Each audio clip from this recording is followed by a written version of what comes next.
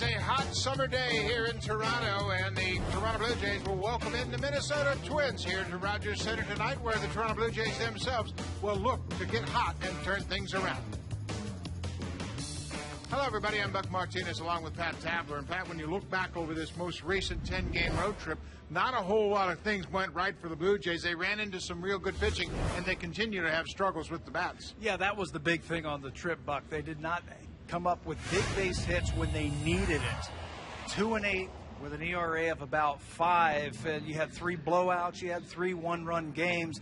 And I guess if you want to point to something positive, maybe the home run came back for the Blue Jays, and it happened in New York. They were shut out in Cleveland, but when they got to New York, the big bat of Jose Bautista started coming around. 21st home run of the season. Alex Gonzalez got into the swing of things again. Lyle Overbay went deep to center field, a long home run to deep center field. And how about the home run that Adam Lynn hit into the Yankee bullpen? That's really good to see that he was able to get the barrel of the bat to the ball and get it out of the ballpark. Dwayne Wise also crushes this ball to right field, right off the foul pole. And when the Blue Jays hit home runs, usually good things happen to them. You can see from this 6-20 records when they don't hit. Remember the sweep in Cleveland, but when they hit 3 home runs or 4+, they've had very good records. It's always nice to welcome in a Canadian player into the Rogers Center, but I don't know if you want to be that friendly to Justin Morneau, because he has truly become one of the best power hitters in all of baseball. You know, I love when he comes here. We get a chance to watch him swing the bat. He's got great numbers. Look at his ranks since 2006. Mark Teixeira, you think of as big first basemen. And the things about Justin Morneau, not just the power and the production, how about the average? Just under 300. And when you watch this guy hit, it's amazing how he can hit the ball from away to in.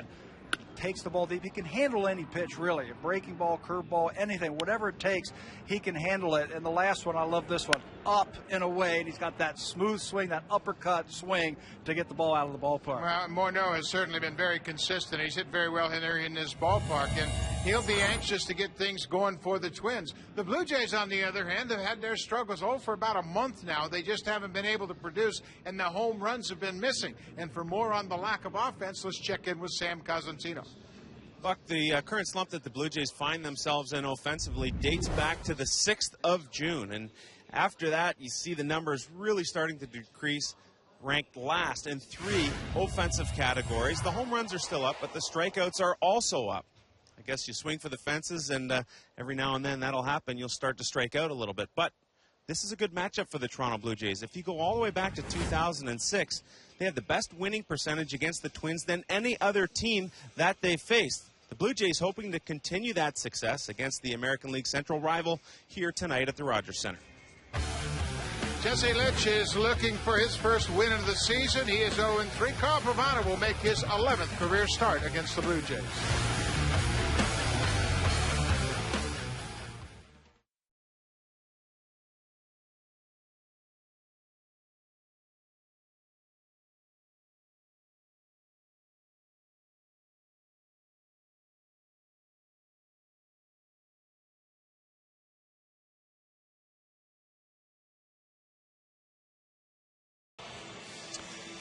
Welcome back.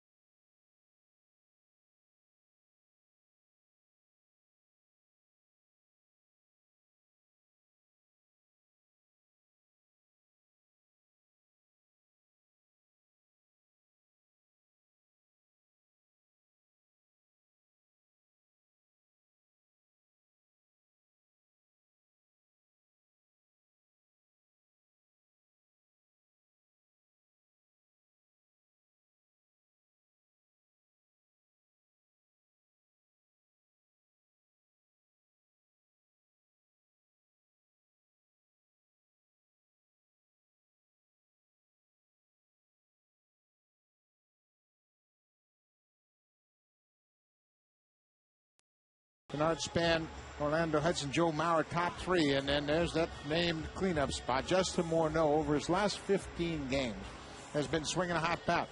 A 371 average with 5 doubles, 4 home runs, and he's driven in 12. This team overall has really not scored as many runs as you would expect. They just haven't had that consistency. But one thing about Morneau, he can take a game over single-handedly. Yeah, he certainly can. They have a great on-base percentage. They are third in the American League behind the Yankees and the Red Sox in on-base percentage. They'll grind out their walks if they need to, and they'll hit home runs. They're about the middle of the pack home run-wise, but you're always very cognizant of that middle of the lineup with Morneau and Mauer and Kadire and Kubel. They can really, really hurt you.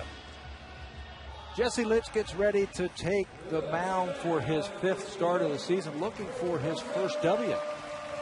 His last time out, he pitched really well in Cleveland, well enough to pick up that first victory. Gave up 2 runs, 4 hits over 6 innings, but lost when the Jays could only score 1 run versus the Indians. In his career, he's pitched some of his best ball against the Minnesota Twins. He is 3-0 with a very good earned run average, just north of 3 in 5 career starts versus Minnesota. Jesse Litch is getting closer to the form we saw in 2008. He is getting further removed from that Tommy John surgery. The last thing to come around for a pitcher, any kind of an injury, to me, is location and the late movement on your pitches. Action on your pitches, and you're right. That we haven't seen that. We have seen it at times, but not the consistency that Jesse Litch needs. Scouting report for Litch tonight. He's got a very repeatable delivery. That's why he won't throw a whole lot of pitches outside the strike zone. He works very quickly, throws lots of strikes. And when he strikes when he is rolling. Throw lots of strikes, get rolling, work quickly. Keep your defense on your toes, and good things happen. Defensively for the Blue Jays, they are probably happy to get home also. They kicked the ball around a lot on the road trip. Made some plays that we don't really see from the Blue Jays this year. Here's how they'll line up defensively. Still no Vernon Wells in center field. Dwayne Wise will get the start out there. In the middle of the diamond, Encarnacion, Gonzalez, Green, and Overbay. Catching tonight is the All-Star John Buck, along with Jesse Litch on the mound, and Dwayne Wise. What a game he had Sunday in Yankee Stadium. A couple of outfield assists to go along with a couple of hits. He was in every big play in that game on Sunday. Both sides of it, too. He lost that ball in the sun that proved to be pivotal to allow Brett Gardner to come around on the inside the park home run, but he was the guy that came through against Mariano Rivera to send the game into extra innings with a base hit in the 9th. So we're set for action here tonight. It'll be Bernard Span, the leadoff batter, facing Jesse Litch.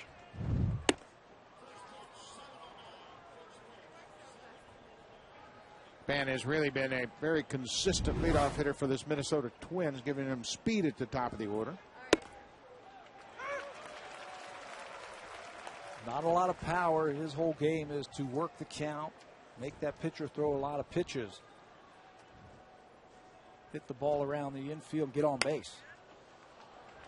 Well, he has a very short stroke, not a whole lot of movement in his approach at the plate. He'll keep that bat very quiet and just try to lash out at it at the last possible minute. We watched him in batting practice today, and he hit every ball up the middle or the other way, really focusing on staying on top of that ball, letting it get deep.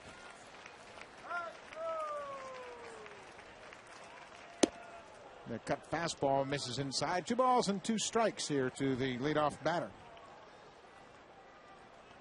And 27 years old. Excuse me, 26 years old. He'll play the whole season at 26.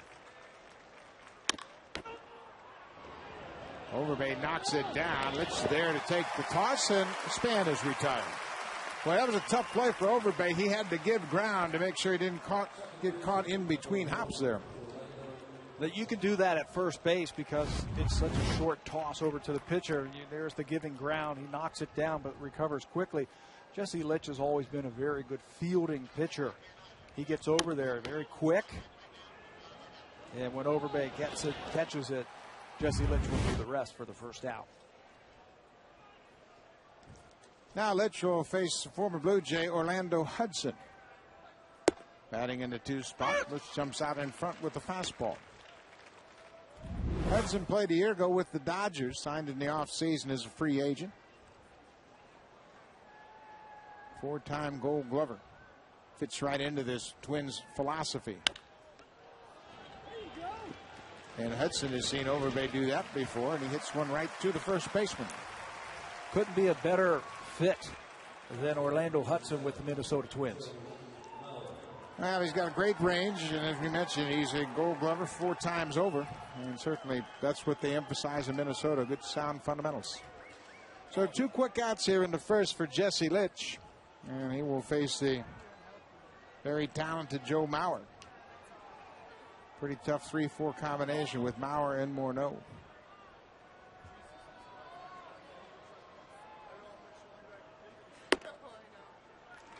Good fastball up to 91 miles an hour. Starting to see that velocity climb as Litch gets more innings under his belt. And when he starts using his 4-seamer, something that he said that he needs to do a little bit more of. Batters don't want to sit on that good cutter. 0-2.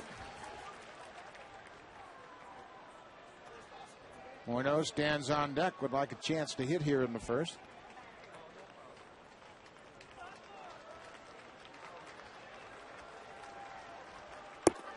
Pushes him back with that cut fastball. A ball and 2 strikes, 2 outs here in the first inning.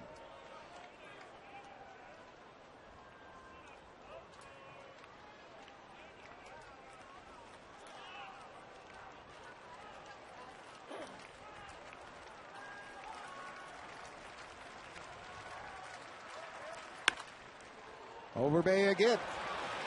Can't get it by him. 3 plays by Lyle Overbay helped Jesse Litch get through a 1-2-3 first inning.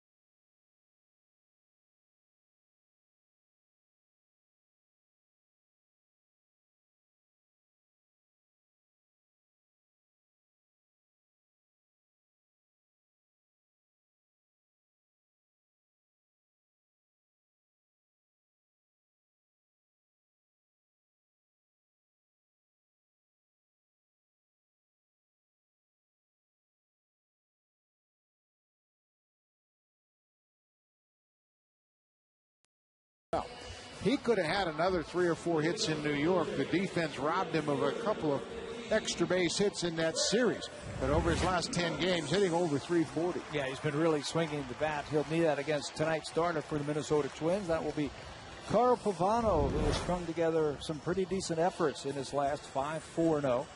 Beat Halladay and Santana in consecutive complete games on the road, where he has done some of his best work this year.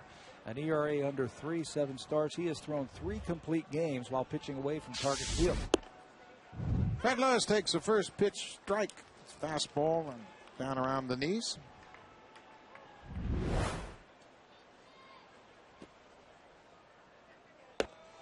Well, that's that 2-seam fastball that runs over the inside corner. 0-2 quickly for Carl Pavano.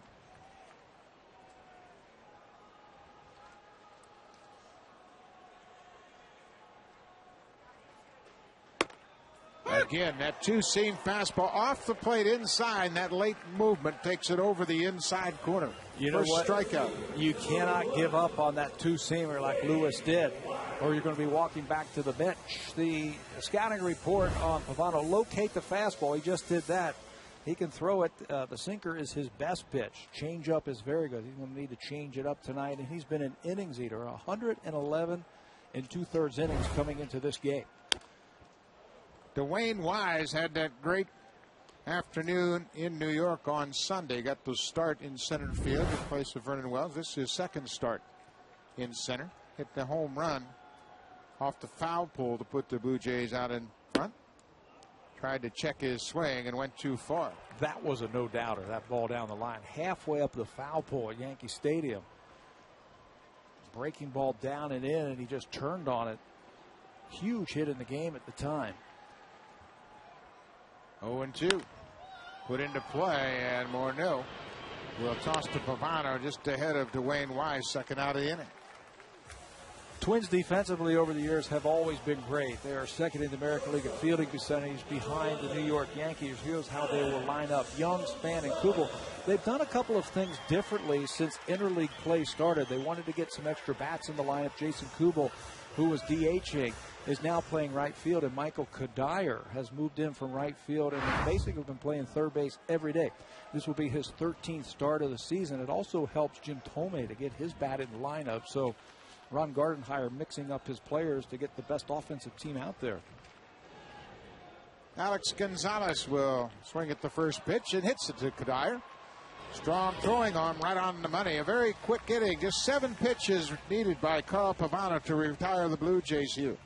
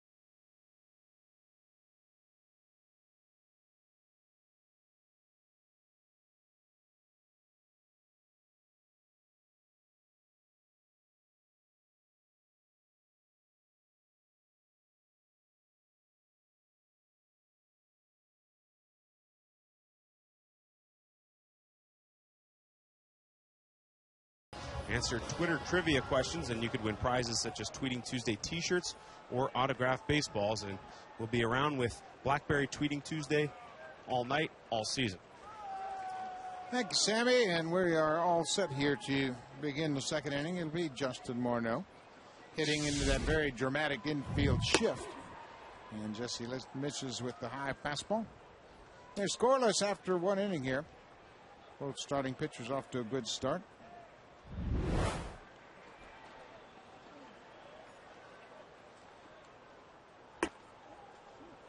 Jesse Litt said that ball slipped out of his hand, looked like an off-speed pitch. It just didn't get a good grip on. Does Justin Morneau ever hit anything less than 340 with 75, 80 ribbies at the All-Star break? I can't remember him ever being under 300. We talked about him and the numbers that he has put up since 2006, a 298 career hitter since then, 344. There is the shift that you were talking about, Buck, in the spray chart for Morneau. That's why he hits 344. hits the ball all over the place. 46 to the pull side, and Jesse Litch a little bit too careful with Morneau there. Yeah, Morneau is on board to start the second inning. 344 average for Morneau. That leads the American League. He is 2 points ahead of Robinson Cano, who we saw all weekend long in New York. So now with one on and nobody out, it'll be Jason Kubel, a right fielder.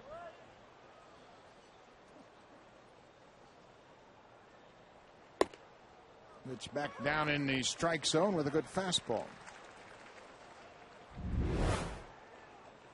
Kubel's become a pretty good run producer for them as well, and now that he is back in the outfield, that frees up the spot for Jim Thome, as you were mentioning. Yeah, and the ball's been flying out of target field over the weekend when Minnesota was there. They needed to find some offense, and Kadire has been all over the field for Minnesota. Came up as an infielder. Base hit into center field.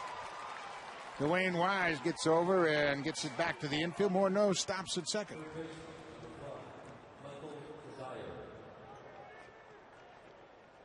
You could win an all-new Honda CRZ and other great prizes when you vote for the Honda Play of the Game. Vote today at BlueJays.com. Well, the Twins have something going against Jesse Litch here. First two men reach, a walk and a base hit. Now Michael Kadire, the third baseman, will bat with nobody out.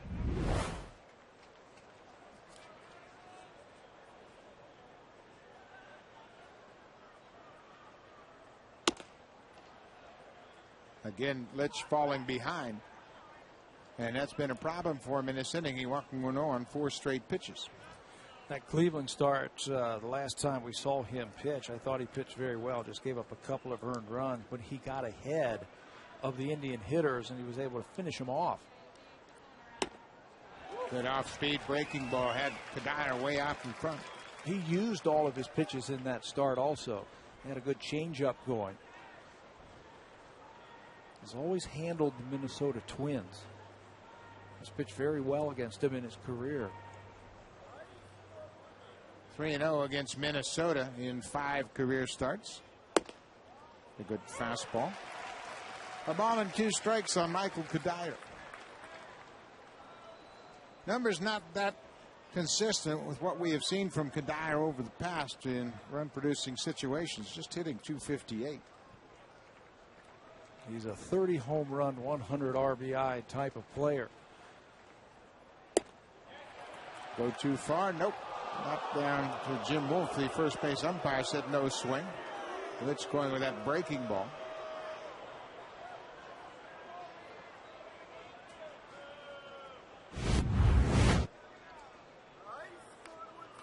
That's a swing. Yeah. But we have the advantage of that slow motion instant replay. So now it's a 2-2 count to Michael Kadire. Bouncing ball. Green has to go with the underhand toss, and all they can do is retire Kadire at first. The base runners move up.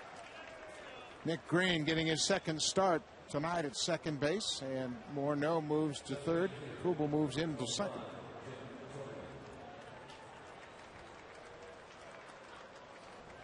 One out now for the ever dangerous Jim Thome.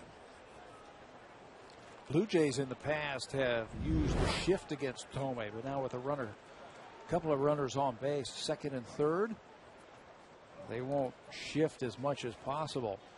Gonzalez playing right behind the runner at second base. One out. Fastball, top of the strike zone. Thome has just moved into 10th place all time, and he had a big week. American League Player of the Week, had a 2 home run game to push him past the former Twin Harmon Killebrew. He is 10th with 574 career home runs.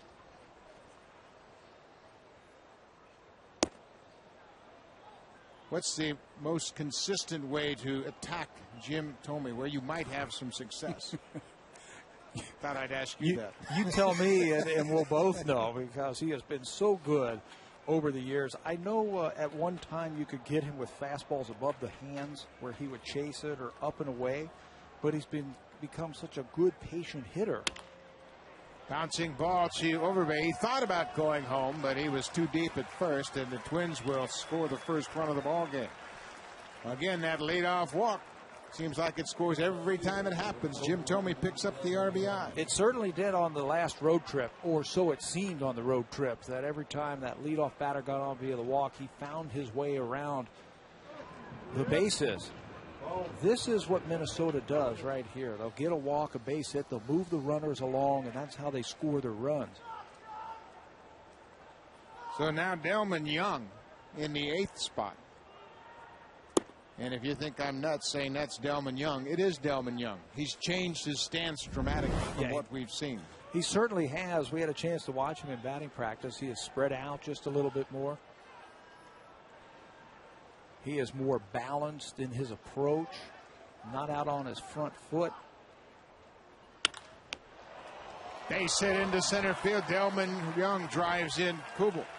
2-0 Twins. And with that RBI out of the number 8 hole, Delmon Young drives in his 56th run of the season, which is first on the Minnesota Twins. He is certainly a different hitter than what we've seen. Look at the balance. And he's always had great hands. He can hit the ball the other way, no stride, and rips that ball right back through the middle for an RBI single. 24-year-old Delmon Young. Seems like he's been around forever. Came up with the Tampa Bay Devil Rays. Bouncing ball to shortstop. Backhanded by Gonzalez across the diamond in time to get Nick Punto. But the Twins break through. They're on top. They scored a run on 2 hits and the leadoff walk. 1-2.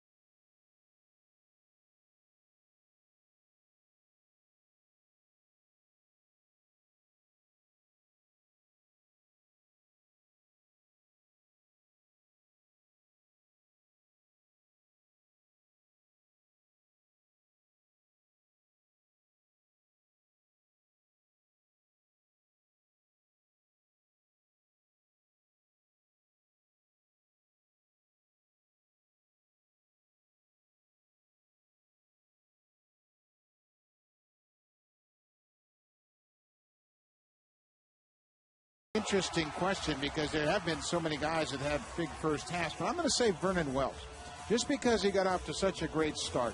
He hit so many home runs early in the season, and it kind of erased the concern about his health. And he got off to an important start with the bat that really gave the team confidence, and then everybody else kind of fell in place behind him. Don't you think he made everybody around him better? I believe Bautista, so. Yep. Gonzalez when he was hitting in front of him. Yeah, and I think playing in center field and just proving to everyone that he was truly the senior guy out there, and he was back. 21 home runs for Jose Bautista, and he's got the count in his favor, 2 balls and no strikes. Carl Pavano had a 1-2-3 first inning. Sharply hit Kadire at third base. Bautista's retired. Michael Kadire came up with Minnesota as an infielder. They tried him all over the place. Tried him at third base. He really looked most comfortable playing second. And then he moved to the outfield and became one of the better outfielders in right field because of that strong throwing arm. He's made 5 starts at first base, 12 at third, 59 in right field. You mentioned second base this year. He's also made a start in center field for Minnesota. So wherever they need him. Broken bat liner right to the Gold Glover at second. Orlando Hudson retires Adam Lind. 2 quick outs here in the second.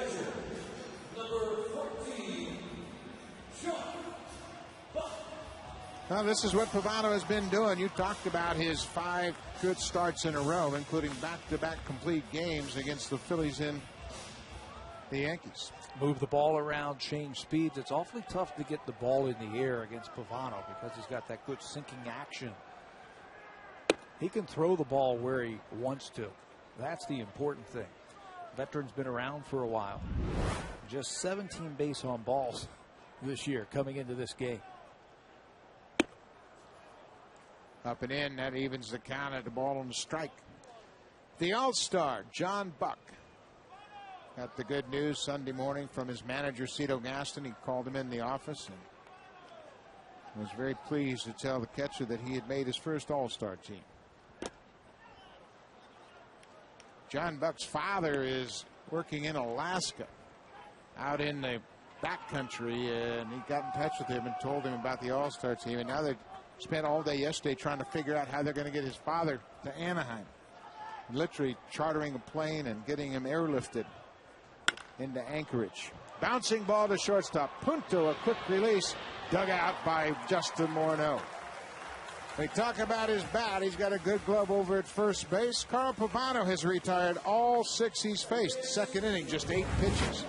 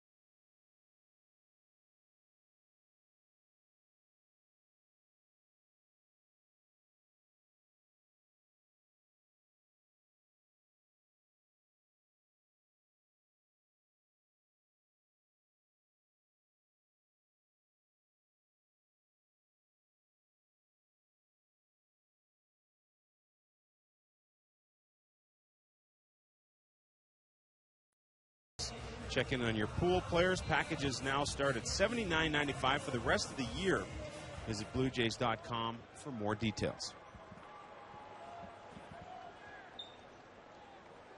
Should be a great second half of baseball as we have mathematically gotten into the second half. Blue Jays have played 83 games coming into this game tonight. Denard Span will bat for a second time against Jesse Litch and takes the first pitch strike. Span was the heir apparent to center field after Torrey Hunter was allowed to go to free agency, and they just knew this kid was going to take over. There's a fly ball into center field. Span has lifted one deep to center, but Dwayne Wise is there and makes the catch.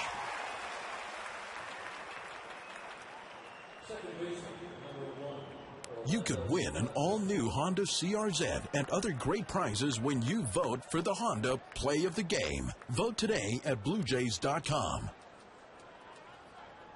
Went out here in the third. Twins up 2-0. They scored 2 runs in the second off of Jesse Litch. Orlando Hudson hit a grounder to Overbay at first in his first at bat. Takes a breaking pitch outside.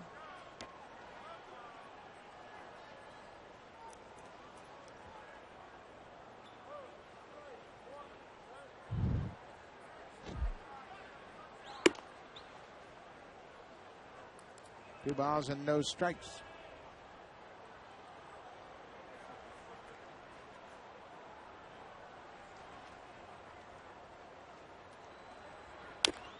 Off-speed pitch fouled off. What should we look for from Litch tonight as far as an indication that he is progressing even further along? Well, the first thing I'd like to see is the command that we saw a couple of years ago. I think couple that with his ability to have the late life in the strike zone. That's what Jesse Litch's game is all about. Late life, but in the strike zone. Cito Gaston was talking about that before the game. He is looking for the Litch that he saw a couple of years ago. He knows it's going to be an up and down process. Just foul at the first baseline. It's only his fifth start. Cito Gaston knows a player coming back that has missed as much time as Litch. It's going to be kind of a roller coaster ride for a while.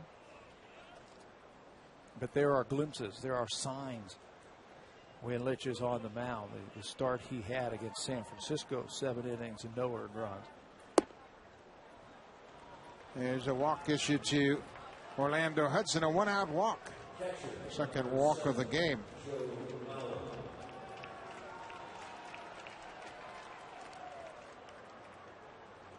So Joe Mauer not having a typical Joe Mauer season. A 301 average, just 3 home runs and 34 RBI. He is the starting catcher for the American League in the All-Star game. And John Buck will serve as his backup. Last year, the power came. There are the 2 American League catchers standing side by side. Power came around for Mauer last year. Fair ball. Second base for 1. Back to first. Not in time. Wow, what a play. Overbay took the backhander right on the chalk line and then threw a strike to second base to Gonzalez.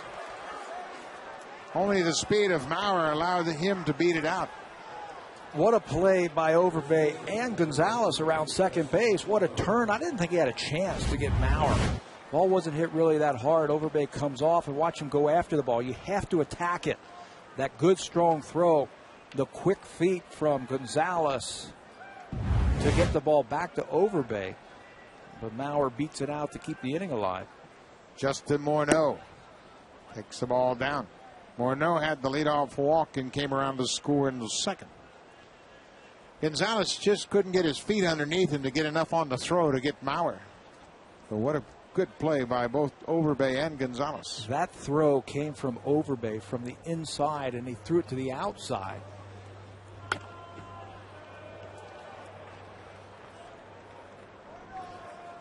And for Gonzalez to watch the bag, watch the runner, and the throw that came over the runner's head was a very impressive play by the shortstop, Gonzalez. A ball and a strike to Morneau. Change up and a good one. Had him way out in front. Watch where this throw is going to come from Overbay. It's going to go through the runner. Now Gonzalez, that ball disappears for just a second. To find the ball and find the bag and then control. You can see why his feet got tangled up, but just to be able to try and turn it, that was pretty impressive. Good play on both ends. 1 ball, 2 strikes, 2 outs here in the top of the third. Minnesota up 2-0.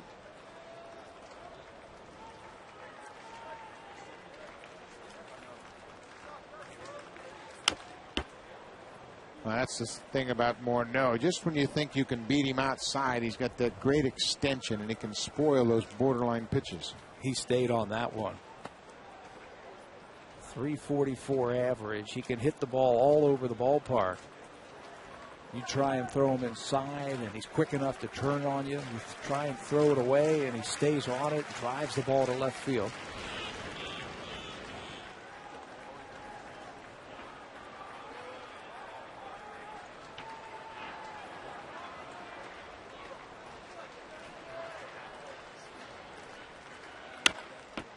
Loops it into left field, and there's Fred Lewis, who's got plenty of room, makes the catch, and the Twins are retired. Vasilich gives up a walk and strands a runner. Twins up front, 2-0.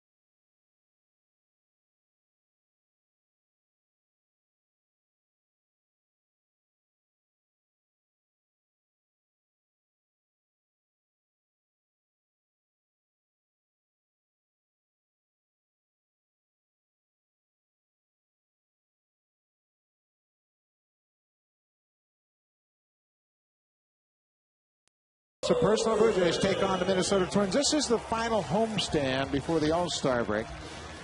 Twins are here for 3 games. They'll be followed in on Friday by the Boston Red Sox.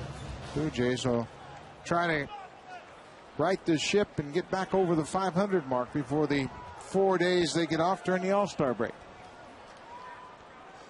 All but 3 of them, of course. The 3 All-Stars going to Anaheim. Jose Bautista, Vernon Wells, and John Buck. Lyle Overbay leads things off here in the 3rd. Falls behind Carl Pavano. Now it's a ball on the strike. You mentioned Overbay over the last 10 games really swinging the bat very well, and he got robbed 3 or 4 times in New York. Curtis Granderson got him in center field. I remember one time Robbie Cano robbed him of a base hit where he laid a ball right into his glove at second base. Brent Gardner robbed him of a hit, line drive into left field. Changeup. Overbay out in front. 2 balls and 2 strikes. If you're hitting the ball hard, you can't complain, but man, you want those base hits, don't you? Yeah, especially when you're seeing your average down around the low 200s all year long. It's when am I going to get a break? But he has been swinging very well. Driven into the gap in left center, and that should get down, and it does. And bounces out of the ballpark. Overbay continues to swing a red-hot bat. Starts things off here in the 3rd with a ground rule double. When he is at his best, Lyle Overbay drives the ball to left center field probably better than anybody on this ball club because he stays inside the ball and he's still quick. Watch Pavano tries to get that 2-seamer, and he just snatches it right out of the glove of Mauer and drives it over the wall on a hop for the first hit of the ball game. 17th double of the season for the Blue Jays first baseman. Now Edwin Encarnacion in the 8th spot tonight. Takes the first pitch off the plate outside.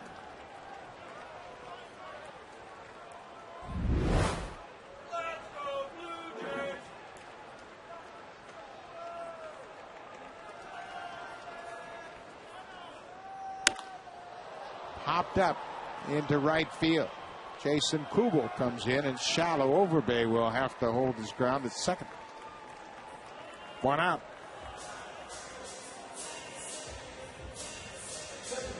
So Pavano gets the first out here from a pop up to right. Now Nick Green, who gets the start tonight at second base, will bat in the number 9 spot.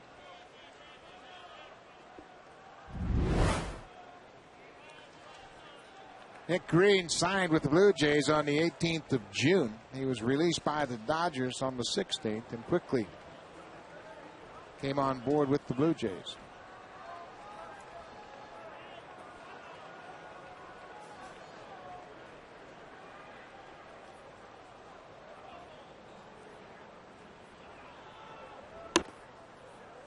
Breaking ball catches the outside corner. Pavano's done a good job of pitching ahead here into the third inning. He uses both his two-seam fastball and that breaking ball. Driven to left field. This ball is hit a ton. Bernard Span breaking down now in front of the warning track, and he makes the catch. Overbay headed for third base, and he'll get in there safely standing up. Green hit it a long way, but it kind of died out there in center field. It hung up for Bernard Span to run underneath. You were mentioning last inning about the great center fielders that the Minnesota Twins has had. Kirby Puckett comes to mind. Torrey Hunter comes to mind. Gomez, who was here last year with Minnesota, is now in Milwaukee, had a lot of speed, but Span has taken the job from him. I thought that ball had a chance to fall in. He was shading him to right center field, but just outran a baseball. Now the Blue Jays will need a two-out hit to score now as Fred Lewis will bat. And there's a line drive right field. Kubel back. Kubel can't make a play. Fred Lewis around first. Overbay scores, and Lewis comes through with that two-out hit. A double. Two doubles in the inning off Carl Pavano, and the Blue Jays have cut the lead in half. Jason Kubel has not played a lot of games in the outfield. Came up as an outfielder. When this ball was hit by Fred Lewis, he took a step or two in right field, and then he was sucked. You could see it right there. Ball right over his head. That is one of the toughest plays for an outfielder. That line drive that is right over your head. It's tough to judge it. Kubel saw it, but it took off on him for an extra base hit. Dwayne Wise with Lewis at second. Pickoff play. Punto couldn't get near the bag. Fred Lewis had a big lead, and Punto came in behind second, but it broke down. The timing wasn't good. 7 RBIs, and they came in his last 2 games. New York had a 3-run double on Friday, and then the 3-run double home run on Sunday, and then the RBI single of Mariano Rivera in the ninth. That at-bat against Mariano Rivera was so huge. Not for just the Jays, but Dwayne Wise hit a 3-run homer, and then that slashing single with 2 outs to center field.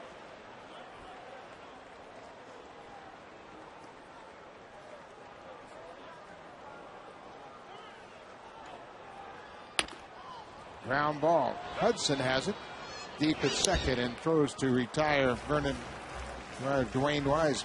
Blue Jays get on the board. 2 doubles. Fred Lewis picks up the RBI. It's a 2-1 ball game.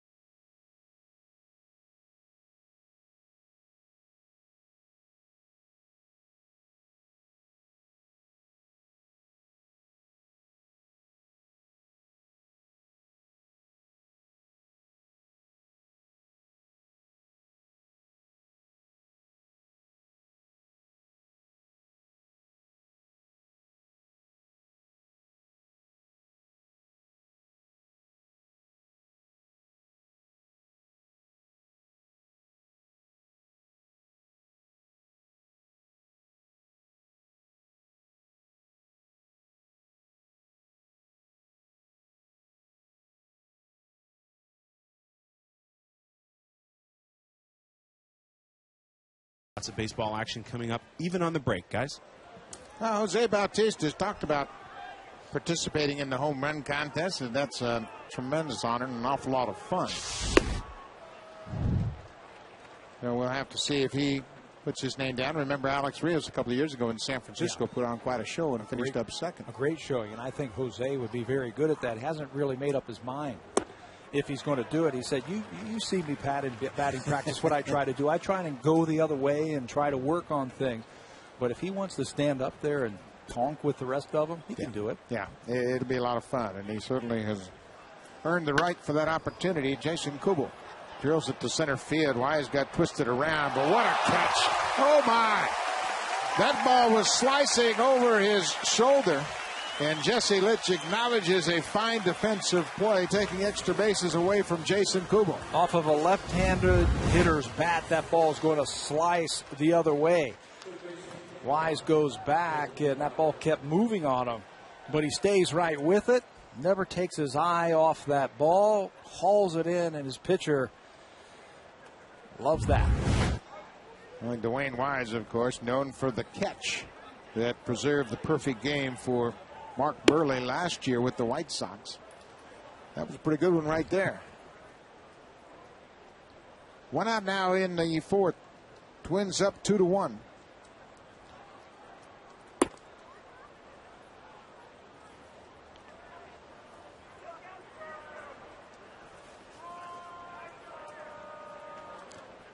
Michael Kadire grounded to second his first time up. Pops it up a mile high on the infield. Gonzalez is taking charge and makes the catch. Well, we talk about the All-Star game. There's a final man vote. Help determine the final man on both the American League and National League All-Star rosters. To cast your vote, visit BlueJays.com or text the word VOTE to the short code 88555. Voting ends at 4 p.m. Eastern Time on Thursday, July 8th. These are the American League final men you can vote for. Certainly Delman Young of the Twins, very deserving. We saw him drive in a run. We saw Nick Swisher all weekend long, and Paul Konerko had a great first half. Jim Thome to Nick Green deep in right field, and Jesse Litch responds with a very quick inning. Blue Jays trail it by a run. Jesse Litch in a groove. Good defense.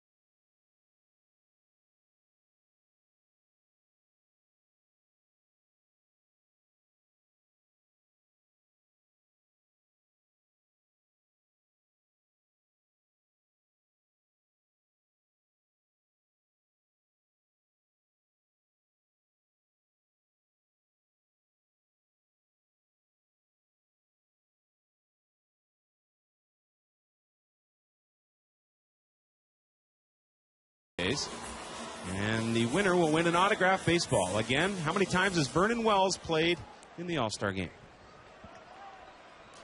Well, they get another chance on the All-Star break to go to Anaheim and play July 13th in Anaheim. Great event. I love the fact they've expanded the rosters. I think it takes a lot of pressure off the managers. Yeah, it does, and they still have the controversy. for years it's always been, well, this guy should have made it. This guy, well, expand the rosters. They do that, and they still have arguments, right? There's always going to be guys that are left out, and that's unfortunate, but that's just the nature of the game. And I think the one hang-up, and I'd love to see them change it, is I don't think every team has an all-star. I just don't. I don't think every team has an all-star caliber player every year. Ball in the strike to Gonzalez. He takes that fastball upstairs, 2-1. What are your thoughts about that? I agree with you. I've said that for a couple of years now. If you're going to have an all-star game and if it's going to mean something, take the best players, not the most popular, or not because you have to, but take the best players. Yeah, especially because now it determines home field advantage in the World Series. I think that's important. But there have been a lot of improvements. I like the fact they're using the DH. Going to play the game, and it's an exhibition game. Get as much offense in there as you can. I like how they have the players and the managers and the coaches involved in selecting the team. Long drive left field. Alex Gonzalez is going to die on the track. That ball is just not carrying out to left center. Span makes the catch.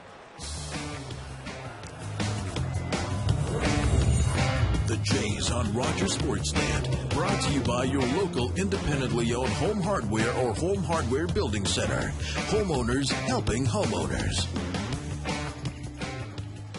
Well, so far tonight, we've seen the ball's not carrying here at Rogers Center. The roof is open. There is a breeze around, and I think that ball center field is getting knocked down a bit.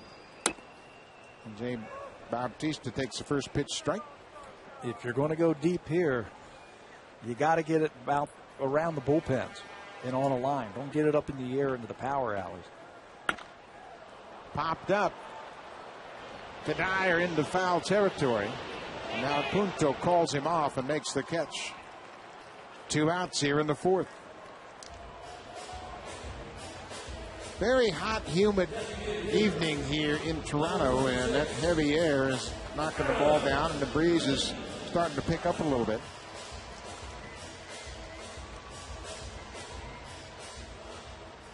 Two outs now for Adam Lind. Then hit a broken bat line drive to the second baseman. Second out of the second inning.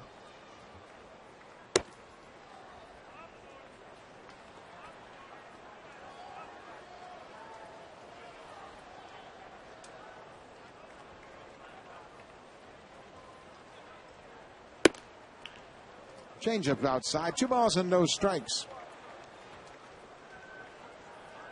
Then hit his 10th home run of the season in the 6th inning. In Yankee Stadium against Phil Hughes.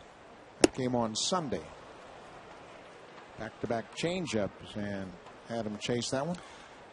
He knows that if you are hunting fastball or looking for something hard, he just keeps throwing it slower and slower.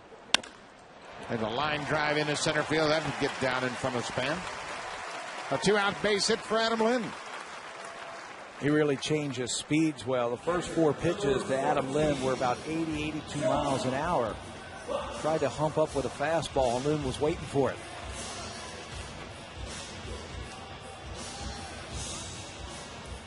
Well, the Blue Jays got to Carl Pavano earlier in the season. They had a short 2-game series here in the middle of May. He went 4 innings, and they touched him up for 6 runs on 10 hits.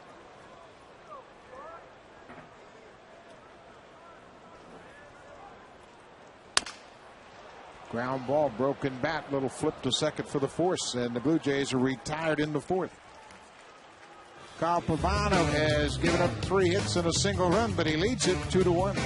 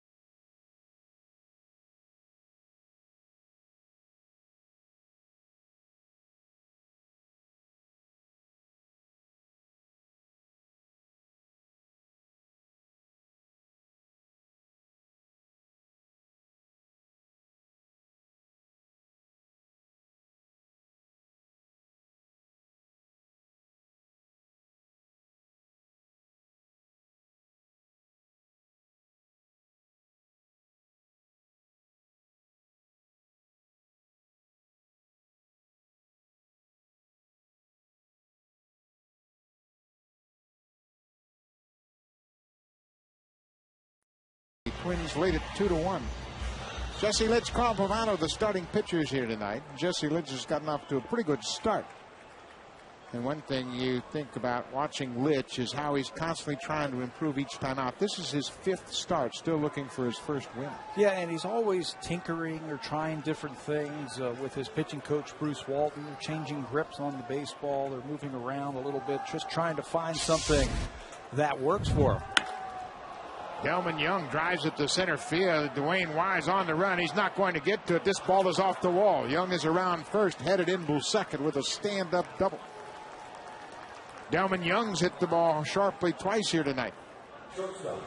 Well, he hit the ball to center field his first time up against Litch. He looks so much more comfortable at the plate. He looks balanced. Watch how he stays back on this ball and gets his legs into it and drives it to right field. He's always been a good hitter, a good average hitter, being able to hit the ball all over the place. Now the power and the production is starting to come around for Delman Young. You mentioned it, just 24 years old. Seems like he's been around forever. Nick Punto now with a chance to move the runner up. Overbay crashing in from first. No bunt. Throw down to second. Young gets back easily. Overbay charging hard down from first, anticipating the bunt from Punto.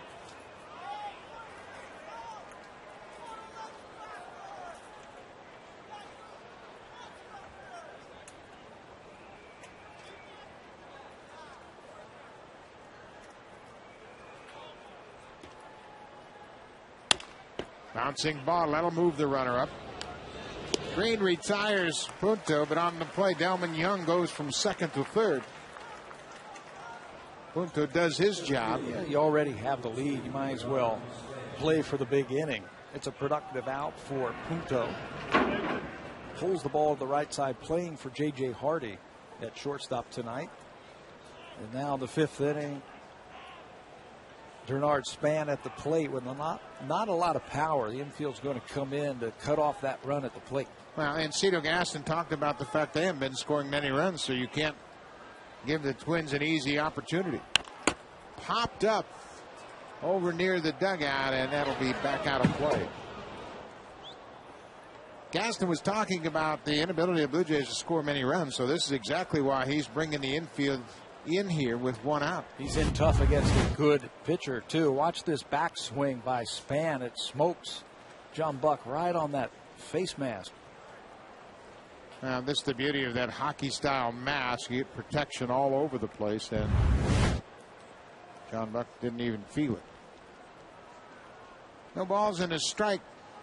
Delman Young at third base. Good blocked by John Buck. Bernard Span is a good bunter also. If Ron Gardenhire feels like he has a better chance at scoring that run on a squeeze play or suicide squeeze or the safety squeeze, he could put that on also. Is it more difficult because he's a left-handed batter to squeeze here? Because the pitcher and the catcher can see that runner. Overbay again tested, but makes an easy play of it. Young has to hold his ground at third. 2 down now. So Jesse Litch has gotten 2/3 through this inning. Gave up the leadoff double to Delman Young, and now has picked up 2 outs, and he'll deal with Orlando Hudson.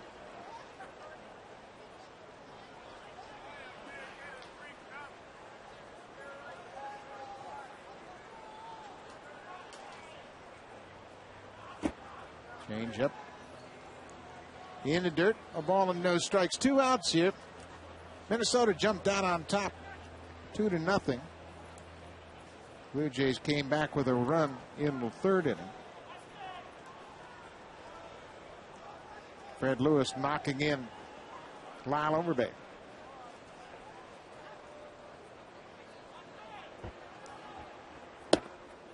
Two balls and no strikes.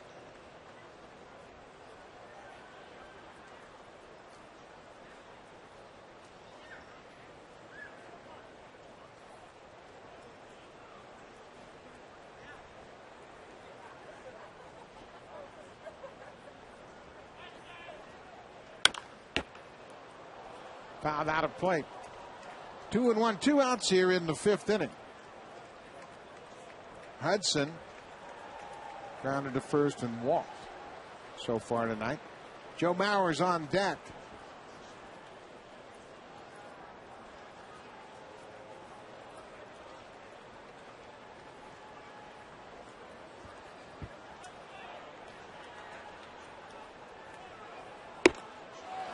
Chase the high breaking pitch. I've seen the good life today from Jesse Litch's fastball. He's got good movement. He's got good arm speed on his changeup tonight. And he, for the most part, has been in the strike zone. Seems like he's gaining more confidence with each inning of work, going back to his last start against Cleveland. 2-2 now with 2 outs. Fouled off. Now this is where, to me, he's got to make a pitch 2-2. You don't want to go to 3-2 and give Orlando Hudson an opportunity to really keyhole with Joe Mauer standing on deck.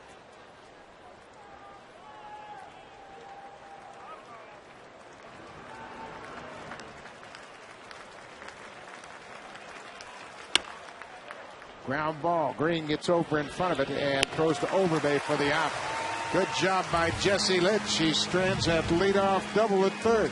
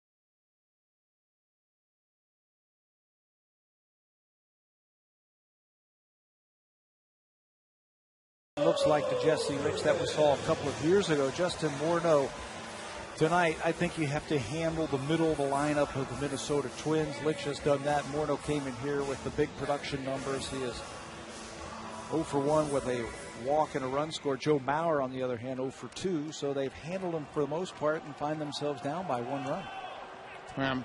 Those two are always explosive, and you never feel good until you finish the night. Lyle Overbay. Big leadoff double back in the 3rd inning. He came around to score the Blue Jays run. His 17th double of the season.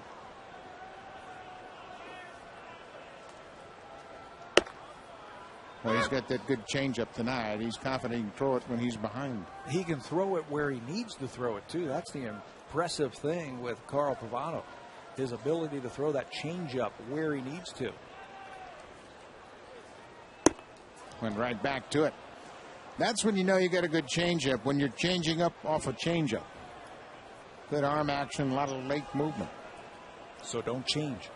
Don't change. Well, Overbay got one away from him last time and hit it to the power alley in left center. Looked like he tried to sneak one of those 2-seamers on the inside part of the plate, a fastball.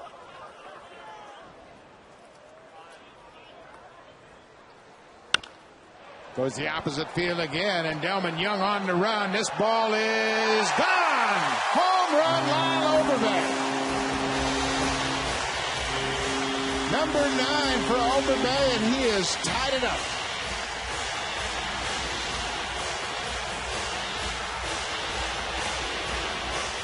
His first hit tonight was a ringing double to left center field. Again, that's where his strength is.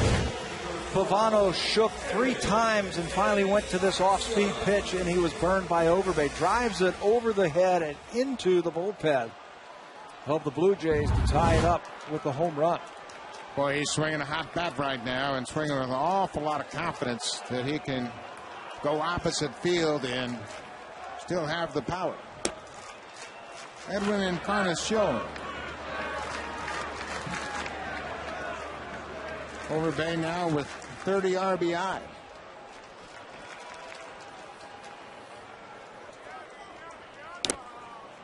Good changeup. Boy, he goes back to that changeup. Going to have to sit on that pitch and just force him into more fastball. Joe Mauer wanted him to throw another changeup. He wanted to triple up against Overbay. Sorry, what am I? But he shook him off a couple of times and picked the wrong one. Looked like a slider that just hung over the middle of the plate. Well, catchers have a different perspective than the pitcher, obviously, and if he can sense that somebody's sitting on his fastball, that's why he's offering up that third changeup in the at-bat.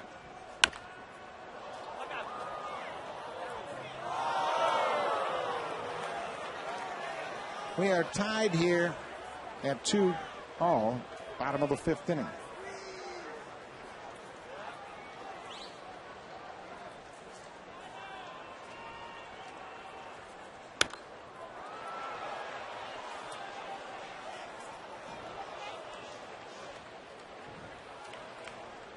Two balls and 2 strikes. Nobody out here to Edwin Encarnacion.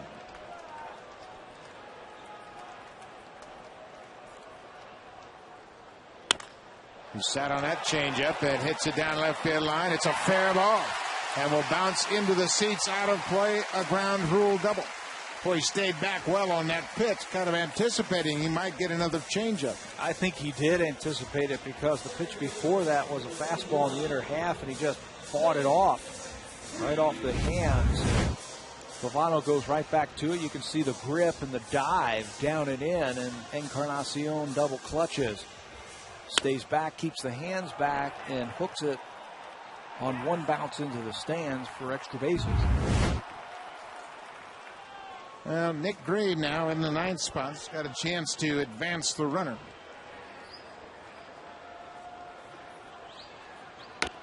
And that's what he thinks about. Pushes that ball into foul territory. Green's bounced around, came up with the Braves and played with the Red Sox, the Yankees, the Dodgers most recently. He understands how you play the small game, and that's always been one of his strengths. Cito Gaston doesn't have a lot of guys on this roster that are adept at doing that. To stick around in the big leagues, you have to play that type of baseball if you're a Nick Green type of player. Shows bunt again. You mentioned he played in the National League, and that is very prevalent over there in the National League, how they bunt. He's going to go down and talk to Brian Butterfield now. Not a bad idea to do that, I think. Move the runner around. Well, and also maybe put a little doubt in Pavano's head with the quick meeting coming down from third base. Maybe they're taking it off. Maybe they're putting it on. Maybe put a little bit of doubt in his mind. A ball and a strike. Swinging. Ball was outside. So now you look back down there again to third base, see if they put the bunt back on. Brian Butterfield goes through the signs. You let him hit here? I'm bunting. Not taking anything away from Nick Green, but we got Fred Lewis on deck, who just has an RBI double his last time up. I want to get that runner over there. Ground ball to third. Encarnacion has to stay put.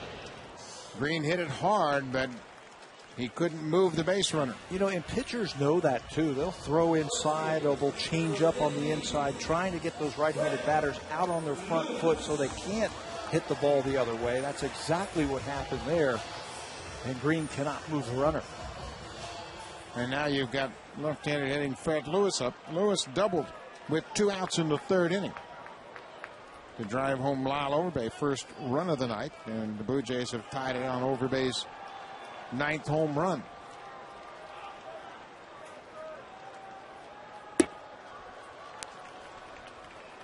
You made me think on that last one. I had to think for a little bit, didn't you?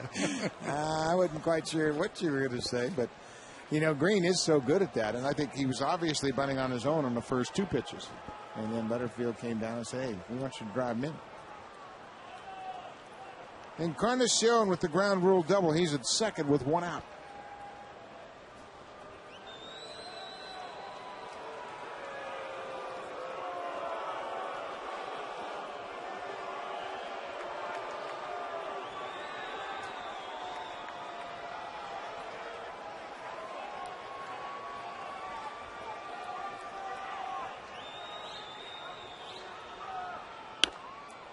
Fred Lewis looking off speed pitch. He sat back pretty good and fouled it back to the seats. Looks like the Blue Jays have made a switch in their approach here. First time through, second time through, now the third time through. They are starting to figure out what Carl Pavano is trying to do to him. A ball and a strike. Encarnacion at second with 1 out. Good fastball catches the inside corner. That's that swing back 2-seamer.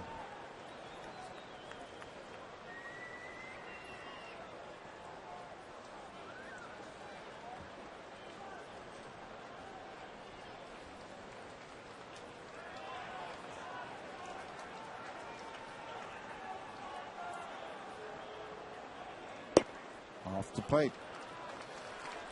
That's tough when a pitcher can do that inside. Throw the cutter inside and that 2-seamer inside. A hitter like Fred Lewis has really caught in between. You got to pick that ball up early. It's very difficult when a pitcher has that ability to do that and then really mess with you by throwing a changeup. 2-2. Base hit into center field. Here comes Encarnacion around third. He's going to score. Blue Jays lead it 3-2. Fred Lewis with his second RBI of the night, a base hit to center field. And a good at bat against a pitcher who struck him out his first time up. So he learned something that time up. Doubles in the 3rd inning, and then here in the 5th inning, battles. Goes back to the same pitch that he struck out on. Is waiting for it, rips it by Hudson into right center field. Encarnacion's going to score easily. So 3 hits in the inning, and the Jays have the lead. Dwayne Wise. There goes Lewis. Throw from Maurer. Not in time. Stolen base, Fred Lewis. Pavano has such a high leg kick. You can't fault Joe Maurer on that one. Pavano against him, 18 for 20 stolen bases coming into this game, so the Jays don't waste any time. First pitch, there goes Fred Lewis, and now he's in scoring position for Dwayne Wise. 8th steal of the season for Lewis.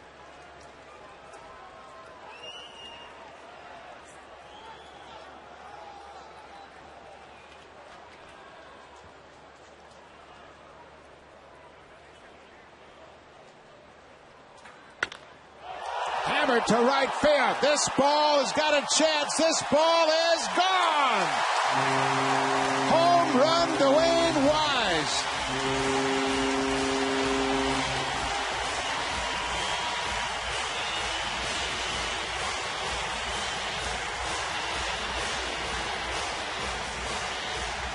Second home run of the inning by the Blue Jays, and it looked like an off-speed pitch from Pavano. The same type of pitch that Wise hammered in New York for a 3-run homer right in the sweet zone, and I think he knows he got it. Over the 375 sign with room to spare to right center field. I think Dwayne Wise is liking this opportunity to play a little bit. He's had a big couple of days here. 9 RBI now. Fred Lewis picked up his second ribby, and he is cashed in by Dwayne Wise's second home run.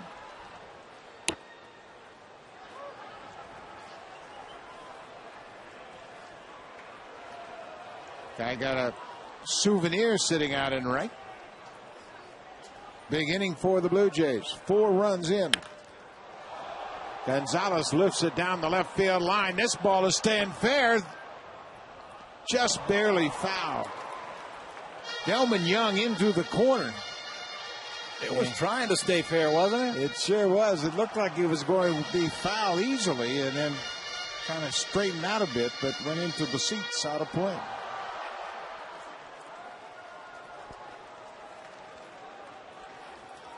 Boy, Dwayne Wise has had some run here. Hit the 3-run home run in New York. Then tagged Mariano Rivera with his second blown save of the season. Michael Kadire dives, gloves it, gets to his feet, and throws out Gonzalez. Kadire doesn't look too rusty over at third. No, he certainly doesn't. It also helps to have a big target over there at first base. And Morneau, now 6'4". Kadire's got good hands and good feet. There's Morneau, the big man, over at first base. Tough to throw one over his head.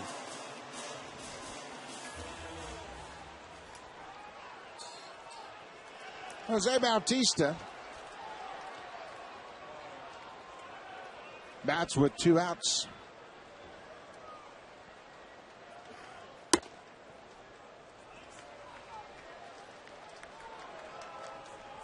Twins bullpen starting to work. Alex Burnett starting to loosen up.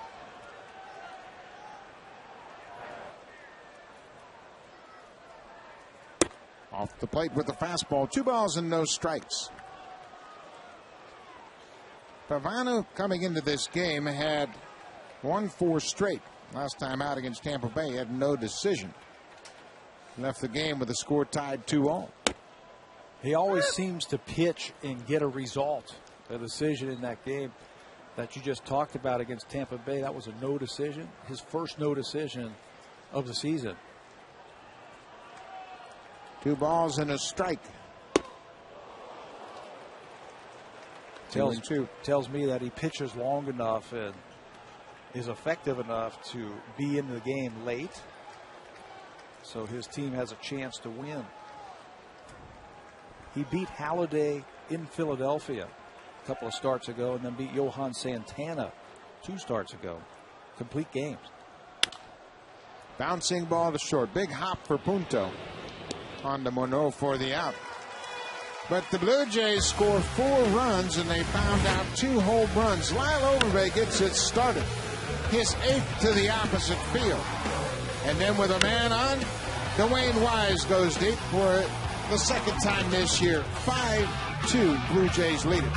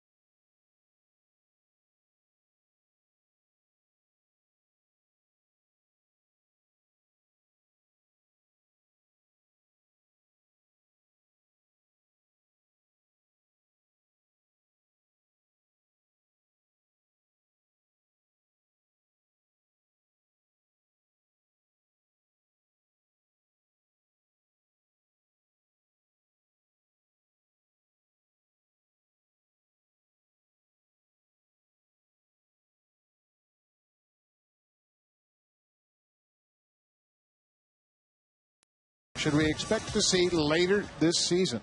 Well, Buck, first of all, I'm honored. I've never been tweeted before, so this is going to be pretty cool. Oh, come on, you have. You can tell us. I know you have. Well, Cito Gaston talked a little bit on the radio today about Kyle Drabek. Pitched a no-hitter on Sunday against New Britain at Double-A. The Blue Jays, I think, are doing a great thing with him right now, keeping him in Double-A, not exposing him to the Pacific Coast League and all the balls that fly out of ballparks there. I like his prospects, especially if the Blue Jays go to a six-man rotation, which has been talked about in September, in order to keep the innings of this inexperienced starting staff down to a minimum. So he's the guy that I would expect to see at some point, but probably not until September. I think that's a pretty good call, and I agree with that philosophy 100%. I think that I would like to see Kyle Drabek just stay down in Double-A, pitch the whole season, put up big numbers, and really learn how to finish up the season. Joe Bauer to left field. Fred Lewis jogs back on the warning track, but he's in front of the wall and makes the catch. Well, Kyle Drabek making news on Sunday at New Hampshire Double-A, 9-inning no-hitter. And we'll take a look at it, Pat. He looked pretty sharp. Certainly did. A little bit different than his father. His father would cut the ball, curve ball, move the ball around the strike zone. Drabek is big and strong. And, you know, it's just as easy to come from Double-A to the big leagues. Long drive, and you can forget about this one. Justin Morneau has just gone deep. A line drive into the seats in right field. His 18th home run of the season. And the Twins scratch back a run. There was a time when he would come to Toronto at the beginning of his career where he put a lot of pressure on himself to produce here in Canada. But since then, every time he comes to Rogers Center, he does this. High fastball right into his swing with that nice little uppercut. There's no doubt about that one. And it comes right back with a first pitch strike to Jason Kubel. Morneau, the leading hitter in the American League, has now hit his 18th home run, and he's driven home 56. I think one thing we should remember about Morneau and the Twins a year ago, Justin Morneau played his last game on September 12th. He had a stress fracture in his lower back and missed the last 3 weeks of the season.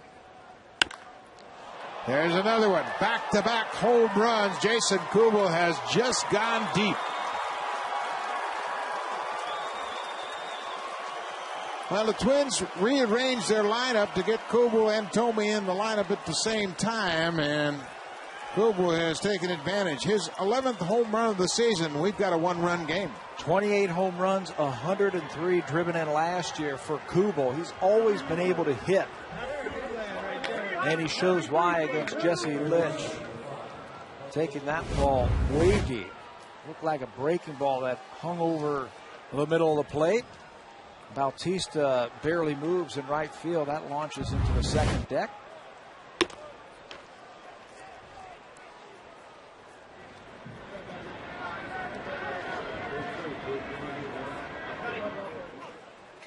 It's the third time the Twins have gone back-to-back this season. Popped over near the dugout, and that'll be back about 3 rows behind the Twins dugout.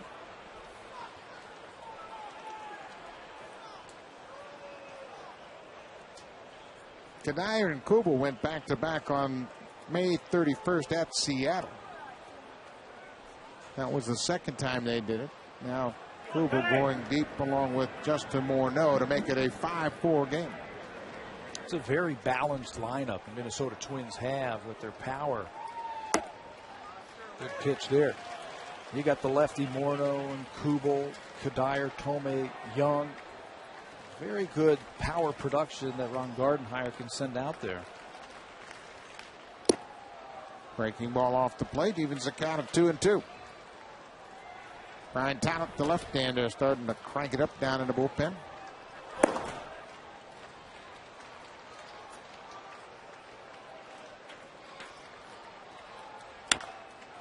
Base hit into center field. Looked like a high breaking ball. Kadire just stroked it right back up the middle. And now Bruce Walton will jog out to the mound. That's the only problem, that he has just elevated the balls this inning. We saw the home run from Morneau was up. So was the breaking ball to Kubel. Now Kadire hits an off-speed pitch that was up. Ring Langford, the bullpen coach, gets instructions from Cito Gaston and tells Brian Tallett a little bit quicker now.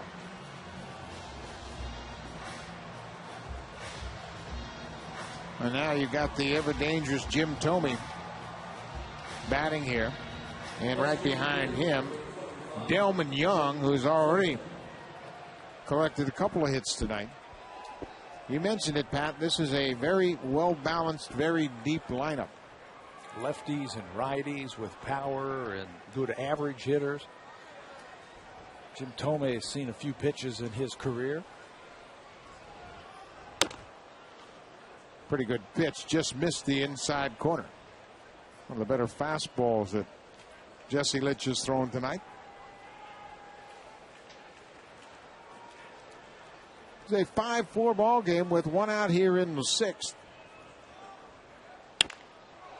That ball's got a chance to get down. That ball is a fair ball. It'll go all the way to the wall. Kadire coming around third. He's going to be stopped as Bautista got the ball back in very quickly. And the Twins have jumped all over Jesse Litch here in the sixth. Thome with the double down the right field corner. Pushes Kadire over to third, and that has just prompted Cito Gaston to come out of the dugout. And big Brian Tallett's going to come on and take over for Jesse Litch here in the sixth with one out.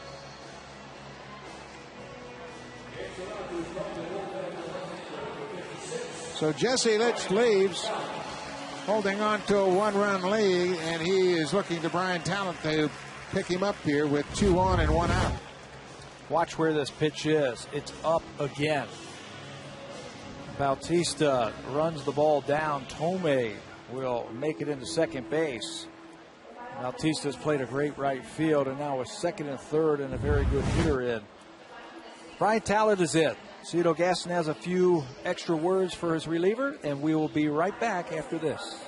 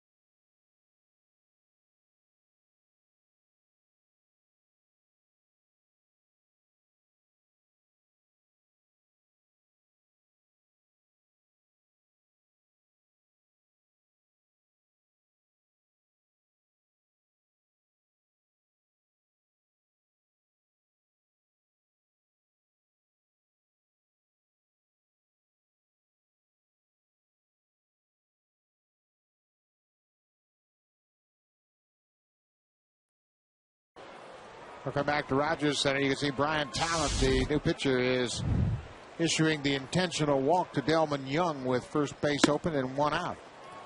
So Cito Gaston is elected to put Delman Young on. Jesse Litch comes out of the game with 1 out here in the sixth inning.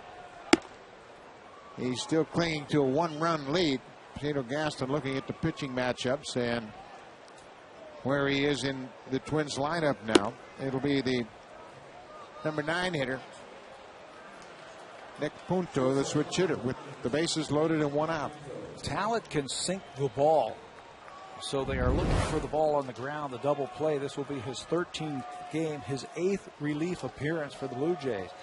He made 5 starts for them earlier this year. 39 innings pitched, 39 hits, 31 strikeouts. He also has 20 base on balls. The series in New York struggled coming out of the bullpen, throwing consistent strikes. Blue Jays need it right now. Nick Punta with the bases loaded and 1 out. pops up the first pitch into foul ground. Overbay over by the dugout, makes the catch. Oh, good job by Lyle Overbay. Brian Talent was right over there with him. And Nick Punto chased the first pitch and pops up in foul ground. He got beat with a fastball by Talent. He was not ready for Talent's big fastball. Cannot advance the runner.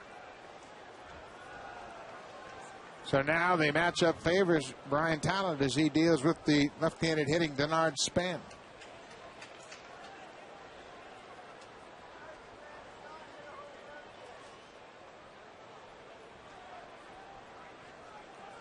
Bases loaded, 2 outs.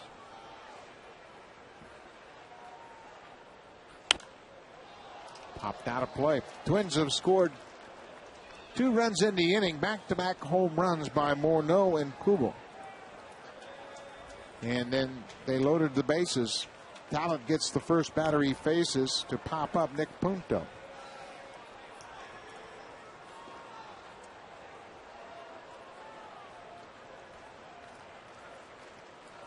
Ahead of Denard Span. No balls and a strike. 1-1. Span has a late hack, doesn't he? Hardly any stride, any movement. He will really track the ball a long way. That first pitch from Brian Talent, it looked like the ball was almost in the glove of the catcher before he went ahead and swung the bat.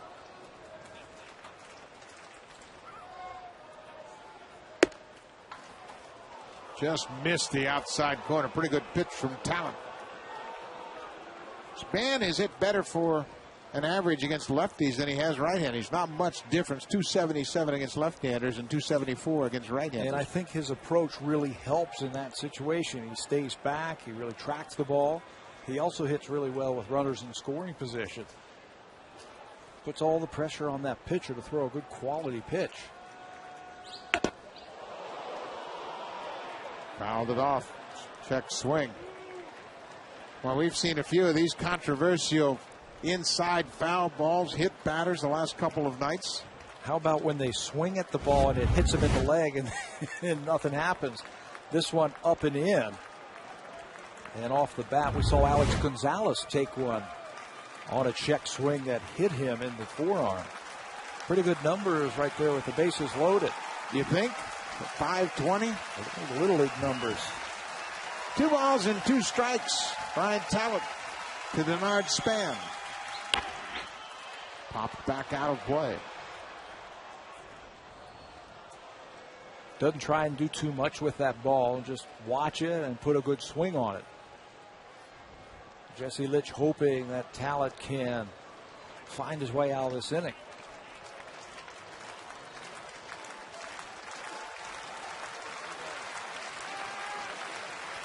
It'll be another 2-2 pitch to Span.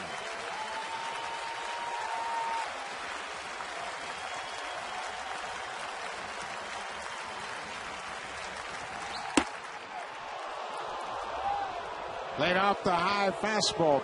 Full count. Michael Kadire singled. He's at third. Jim Thome doubled down the right field lines at second.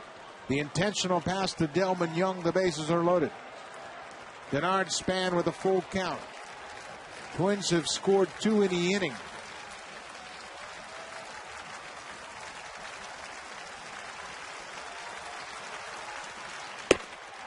Rocked him. 2 close call fastballs away, and the Twins have tied it. A bases loaded walk.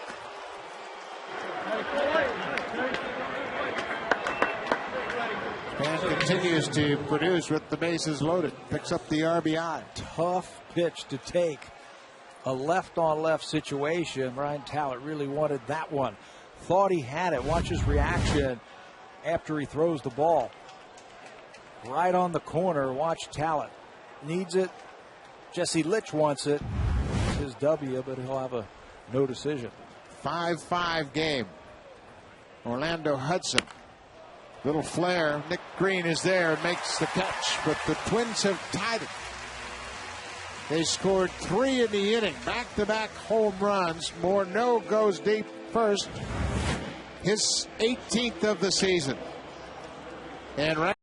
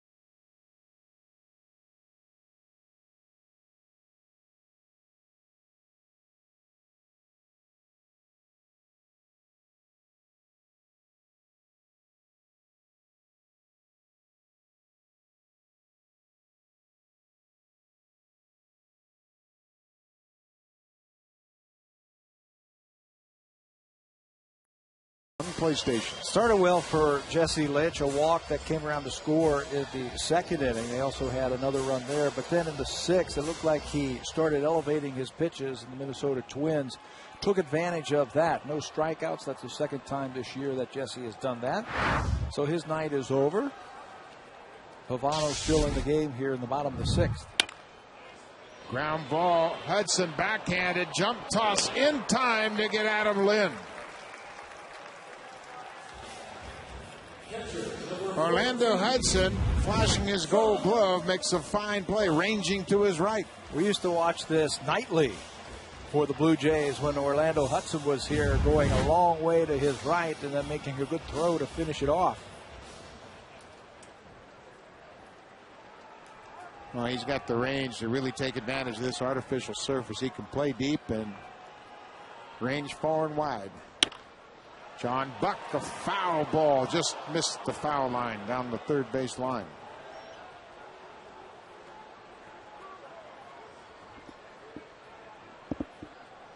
Twins jumped out on top 2-0. Blue Jays scored a single run in the third, then took the lead with 4 runs, bottom of the fifth on 2 home runs, and then the Twins tied it. Hopped into shallow center. 2 outs.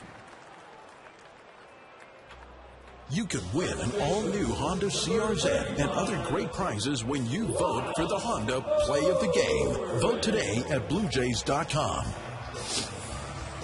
2 outs here in the sixth. Lyle Overbay, perfect night so far, double and a home run. He scored 2 runs and driven in 1.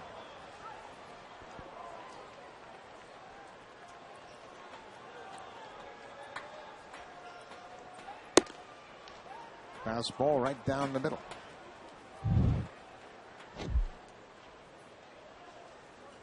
Overbay's average up to 246.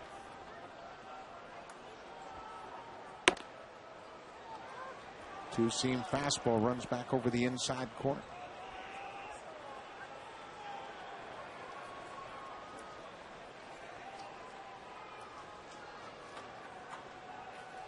Oh and 2.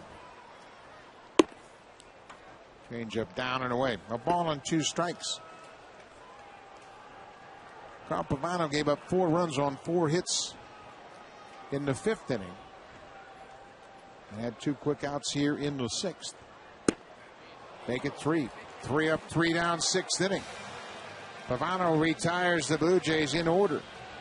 Strikes out Lyle Overbay and a good sinking pitch down and away. We're tied at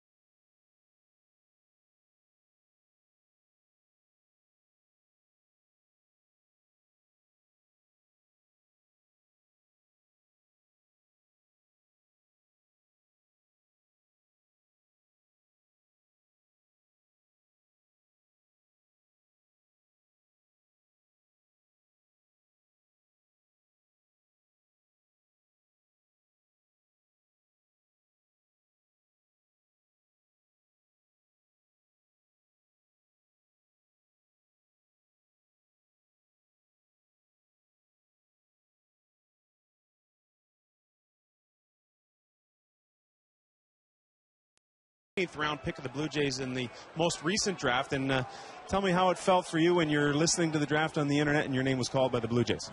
Oh, it was a great feeling for me, and I don't know, I can't thank my parents enough because they're the ones that helped me out my whole entire life.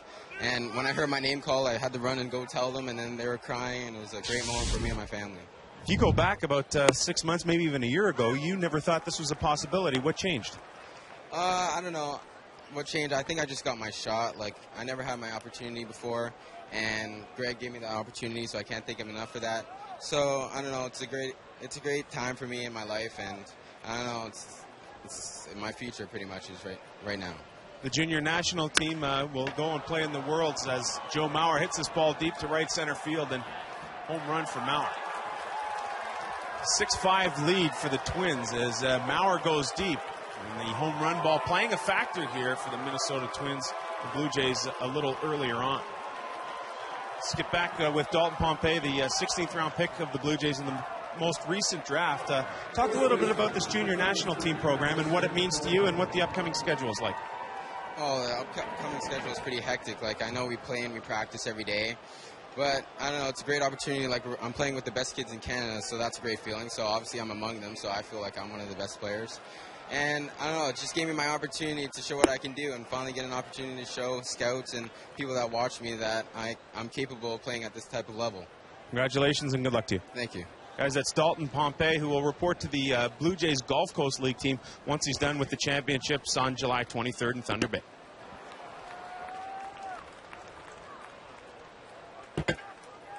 Joe Mauer leads the inning off with his 4th home run of the season. The Twins have hit 3 home runs.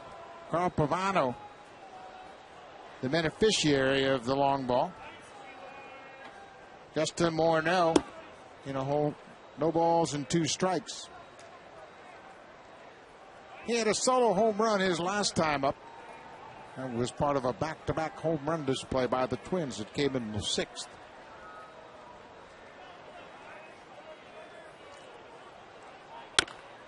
Bouncing ball. Nick Green from shallow right field comes in and makes the play. Well, let's go back and look at Joe Mauer's home run. Hasn't had a lot of power this year, but this was a no-doubter. Yeah, a pitch from Talent, who has given up 10 home runs now to the deepest part of the ballpark, right center field. Early in the game, the ball wasn't carrying to this part of the ballpark. But Mauer shoots it out there. Have you had a chance to go to Target Field yet and see Target Field? I was talking to some of the Minnesota Twins, and they say the ball doesn't carry like it did at the old ballpark. I mean, no place carried like the Metrodome. But that might have one of the reasons why Mauer's power is down a little bit this year. Yeah, they say he had 5 that were caught on the warning track at Target Field early in the season. Kubel pops it up left side of the diamond. And Encarnacion calls for it in fair territory and makes the catch there, 2 down. But Mauer's just a good hitter. He's going to hit. He's won batting titles. He's won MVP awards, and it's just a matter of time before he gets things going. And he has talked kind of in private about being banged up a little bit. Nobody can really figure out what's going on, but physically he might have something going on that he won't elaborate on. But, boy, you talk about a power tandem. How about that duo right there? The new M&M boys. Woo.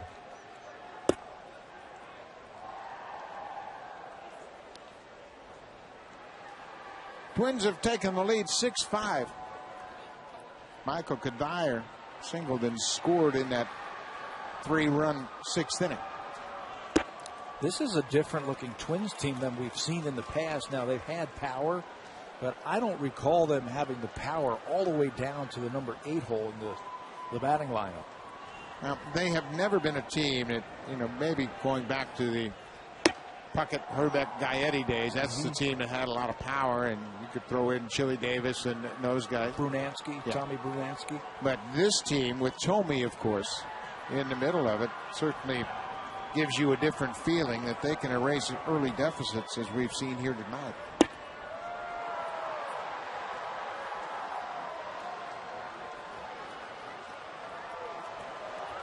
Twins have hit 3 home runs here tonight. Ron Gardner's club just 73 home runs for the season, compared to the Blue Jays now with 122. So there's a 2-out walk. Kadyr's aboard.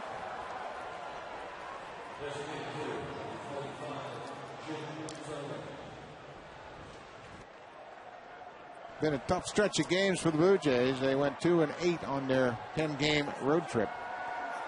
Came back here tonight, showed some power. Got the home runs from Overbay and Wise. But the Twins have scored 6 runs on 8 hits.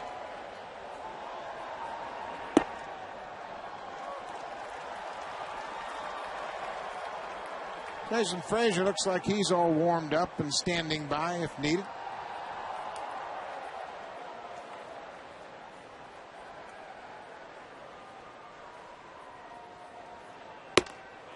Big swing and a miss from Tomei. Donald's out in front 0-2. Things started turning around for Minnesota when they went to play their interleague games, and Ron Gardenhire had to figure out a way to keep Jason Kubel's bat in the lineup. Well, he started playing him in the field more, and that means more at bats for this man, Jim Tomei. Broken bat, fly ball into center field. Wise is there, and he'll make the grab, and Tomei's retired. But the Twins take the lead. Joe Mauer, their MVP catcher, leads the inning off with a long home run to the second deck in right. His 4th of the season. 7-6 Minnesota.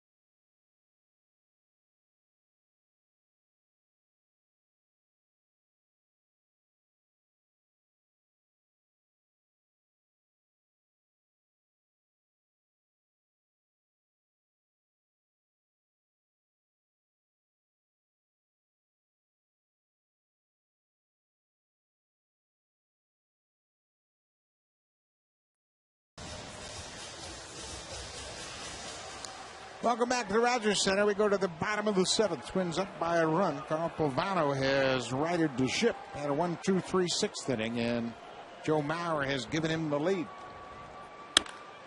Drive to left field, and he might have just lost the lead, and he did. Edwin Encarnacion, his 10th home run of the season. And we are tied.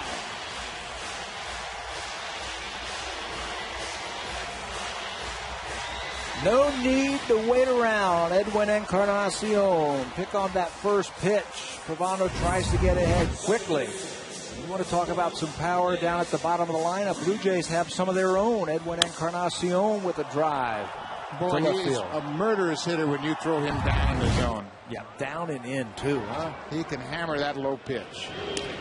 Nick Green sends one to first. Bobbled by Morneau, but Pavano is there to make the play. Blackberry Tweeting Tuesdays continues. We have a question from @Canadian Mac.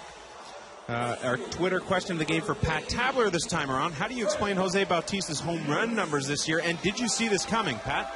You know, we might have seen a glimpse of it starting last year. Remember, Jose Bautista hit 10 home runs in the month of September. So I think with that and working with Cito Gaston, and I think just the maturation, him growing up and learning about himself and learning what type of hitter he is. He talks a lot about getting started early and getting the bat head out. I don't want to say that we saw it coming, a 40 home run season, but certainly some more power from Bautista.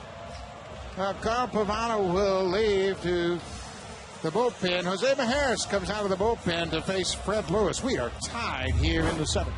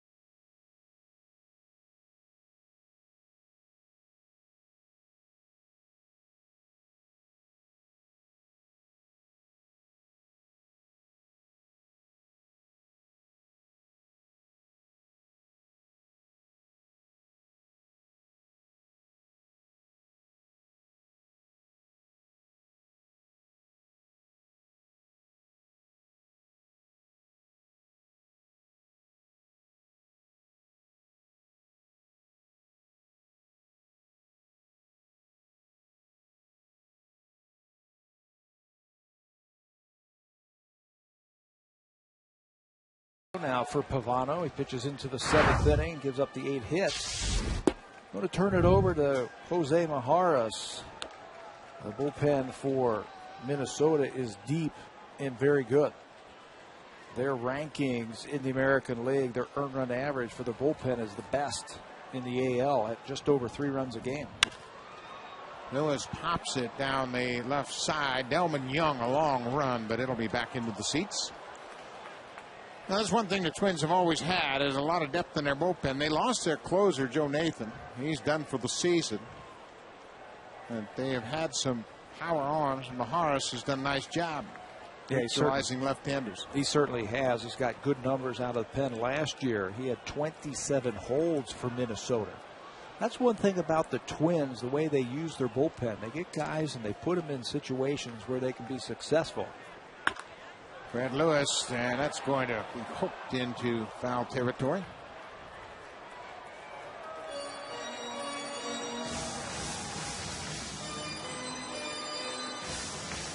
Lewis has had a good night. Double and a single. Has driven home 2 runs.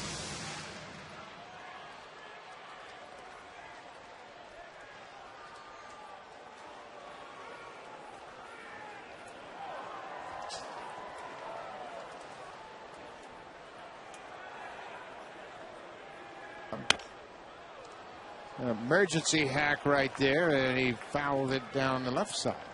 Spoiled the breaking ball.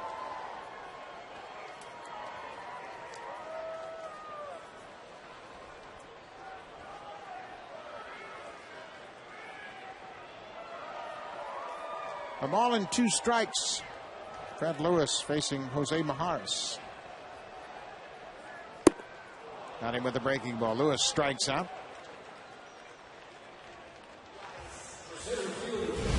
Good arm for Majerus and a good breaking ball. Hard slider down and away. Fred Lewis starts at it.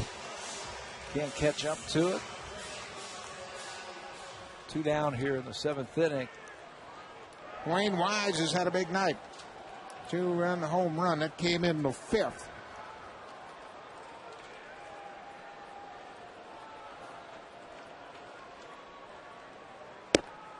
Takes a breaking ball at the knees. Wise is in center field tonight. Second start. Vernon Wells has been ill. Food poisoning, evidently, the problem with Wells, and we haven't seen much of him in the last few days. He and Aaron Hill both dealing with the same symptoms, and Cedar Gaston felt like neither one of them was available tonight. Yeah.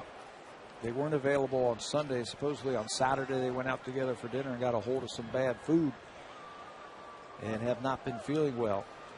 Symptoms of food poisoning and unavailable, both of them. 0-2.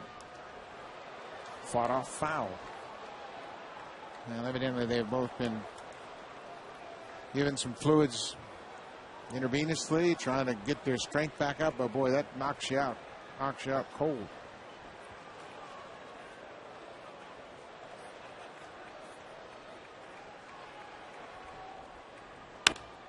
Good at bat again by Dwayne Wise. Wise in his second stint with the Blue Jays.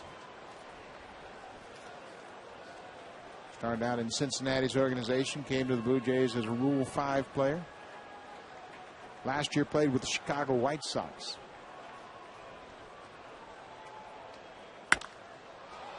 Popped into center field. Span calling for it. Delman Young hung in there. Span made a call, and Delman Young makes the catch in left field. But Carl Pavano's been knocked out of the ball game, and it's the swing of Edwin Encarnacion leading off to 7th. That tied it at 6-all. His 10th home run.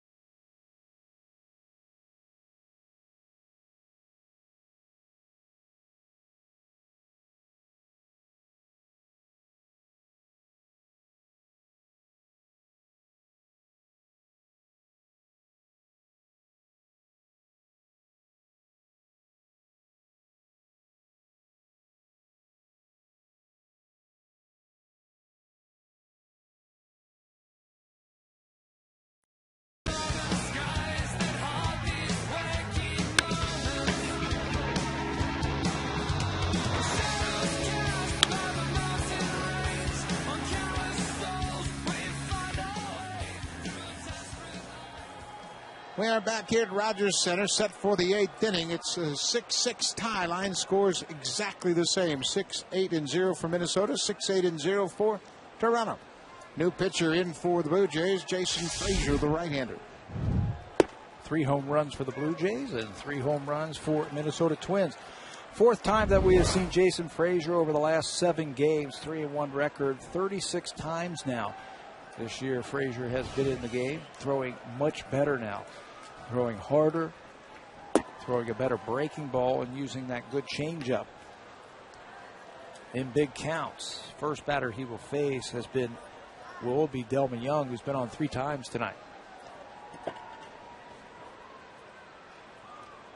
Frazier was the winning pitcher on Friday in New York. The Blue Jays won that game in 11 innings. Sharply hit, knocked down by Frazier. That'll be another hit for Delman Young. Knocked the glove right off his hand. He went down to glove it.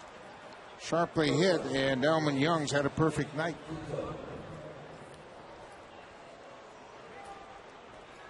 You got to be strong to knock a guy's glove off of his hand. Young stayed back on that ball beautifully also. Looked like a breaking ball. He stays back. Jason goes down and it ricochets off the corner of his glove and knocks it right off into no man's land. Delman Young looks like a totally different hitter. Very confident. Average up over 300 now with 3 hits tonight. Nick Punto, the switch hitter. Switch around and bat left-handed against Frazier. Last time up, he popped up. First batter that Brian Talent retired. Talent came in, issued the intentional pass to Delman Young to load the bases. Punto then popped up. Nobody out here in the 8th.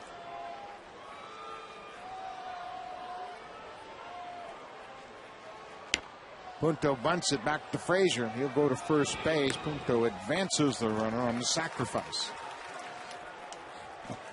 Delman Young moves to second. Punto gets the sack bunt. Commentator clothing provided in part by Z Zenya. Statistical information provided by Stats Inc.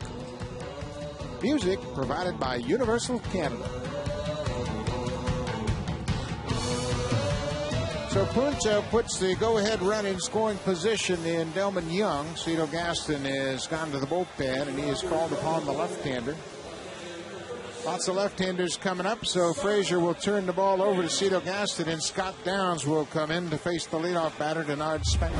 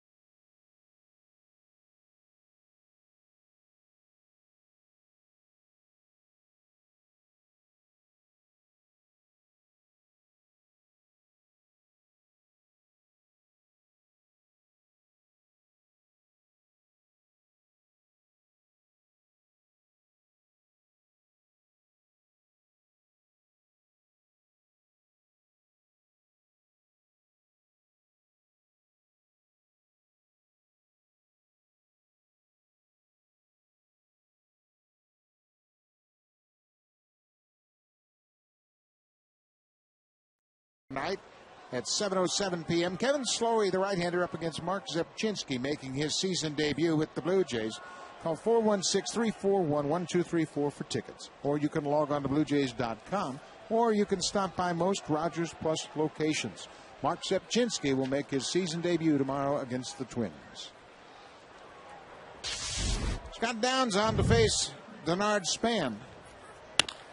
First pitch swinging, base hit into center field. Delman Young around third. He'll come in to score. And Span didn't waste any time swinging at the first pitch from Scott Downs and puts the Twins out in front again. You mentioned it his last time up that he doesn't have any problem hitting versus the left-handed pitching. He has a better batting average versus the lefty. Picks up the runner from second base, hitting nearly 400. With runners in scoring position, Delman Young will score easily with his speed as that ball finds its way into center field. And Minnesota comes right back to take the lead. 2 RBI for Span tonight. He's up 37 for the season. Orlando Hudson 0 for 3 with a walk. It's a pitch down and in. Span's also their best base stealer at first base. Orlando Hudson is a very good number 2 hitter. He's not afraid to take a few pitches to let Span get into scoring position. Aggressive lead at first by Span. Bounced up against the wall. That goes into the seats, and it'll be an error on Scott Downs. That's going to be 2 bases, right? Yep. Because he stepped off. Yep. He's an infielder. Once you step off and lose contact with the runner, you become an infielder. And you can see Gaston's frustration on the dugout bench. If he just throws over to first base and the ball goes into the stands, it's one base. But once he steps off, he becomes a fielder, like you say. And when the ball goes out of play and bounces into the stands, that is by rule 2 bases from the base that you previously occupied. So that's why he gets to go to third. So again, the infield will come in. We are in the 8th inning, 1 out. Orlando Hudson takes a fastball on the corner, a ball on the strike.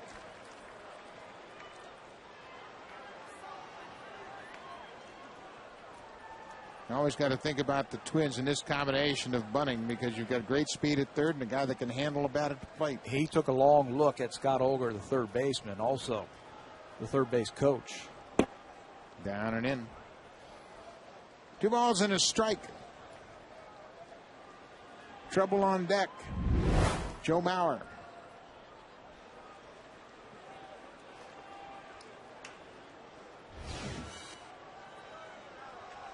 Twins have retaken the lead here with a run in the 8th. Popped up. Shallow right field. Bautista's got a cannon. Young's not tagging. Span's not tagging, and he stays put at third.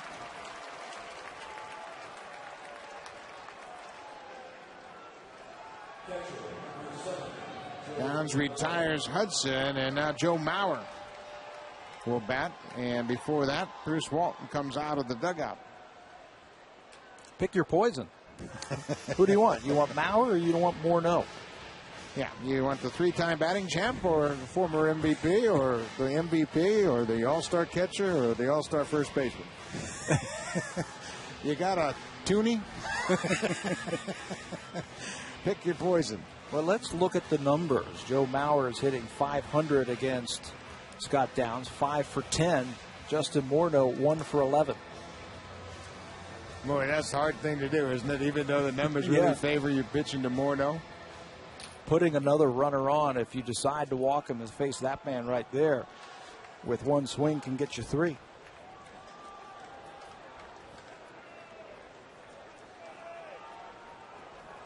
But at least you go out there and clear your pitcher's mind, give him a game plan, and give him the option. And Scott Downs now can work aggressively to Joe Mauer. Good sinking fastball at the knees. Mauer homered to lead off the 7th inning, just his 4th home run of the season.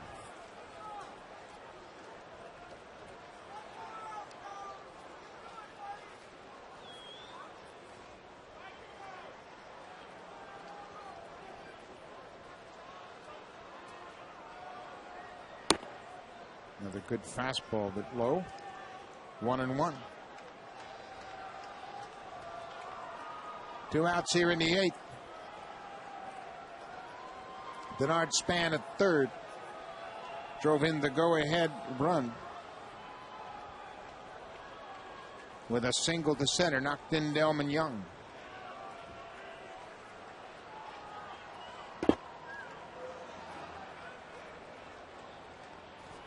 The appeal down to third, and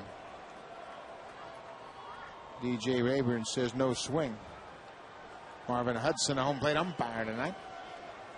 That's the thing about Joe Mauer, is you can throw those breaking balls and you can throw it off the plate, but he won't fish for it. That's why he's very disciplined, why he hits for such a high average, all those batting titles that you were talking about. Very rarely where you see him go out of the strike zone. John Buck did a good job of shifting his weight, getting in front of that breaking ball. Well, you certainly don't have to give in to Joe Mauer here. Got to make a good pitch, maybe throw him another breaking ball. We got a 3-1 count and the base open. And Morneau on deck.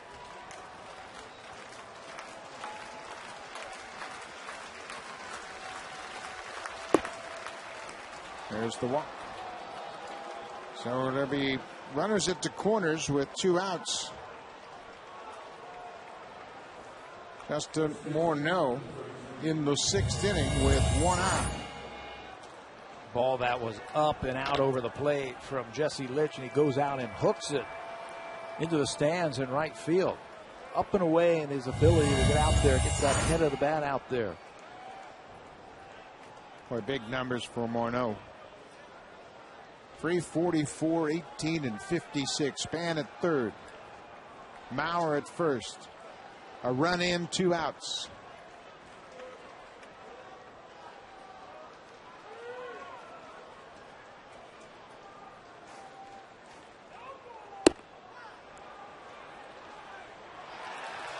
Not too far. Reynolds, Rayburn down at third.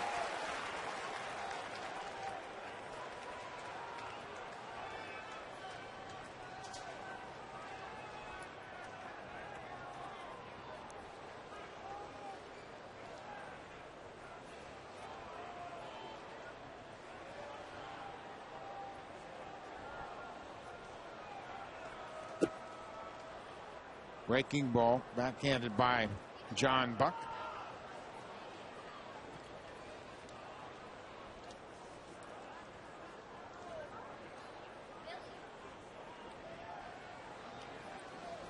Morneau, as we mentioned, just 1 for 11 against Scott Downs. A ball and a strike, 2 outs. Down the left field line, that ball is slicing back into the seats. That's what makes him so dangerous. He literally can go foul pole to foul pole with power. You don't hit 344 by becoming just a big pull hitter. You'll start putting shifts on you, and you'll start hitting it into that shift. You don't see that when Morneau's at the plate. They'll bunch him in the middle of the diamond, the infield. The outfield actually plays him the other way.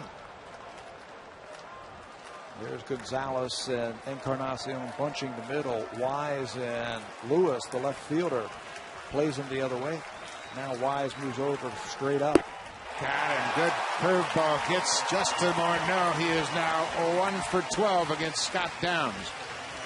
Good breaking ball after walking Joe Maurer with 2 outs. Scott Downs comes back and strikes out.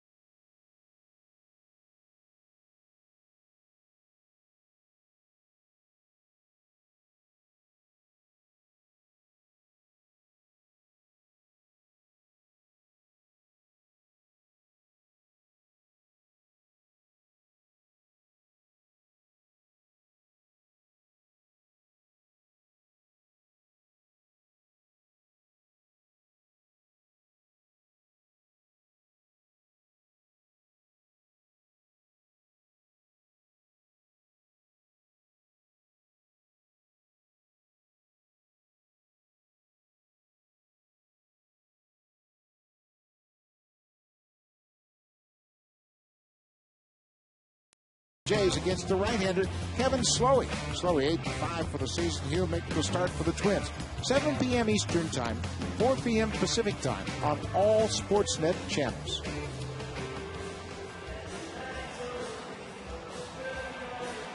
Jesse Crain, the right-hander, comes out of the Twins bullpen, getting this 1-run lead here in the 8th. Jose Majas, 2/3, did a good job getting out of that 7th. Yeah, that's how they set up that bullpen. They have guys to slice in there where they need them. Jesse Crain has done a good job in the 8th inning.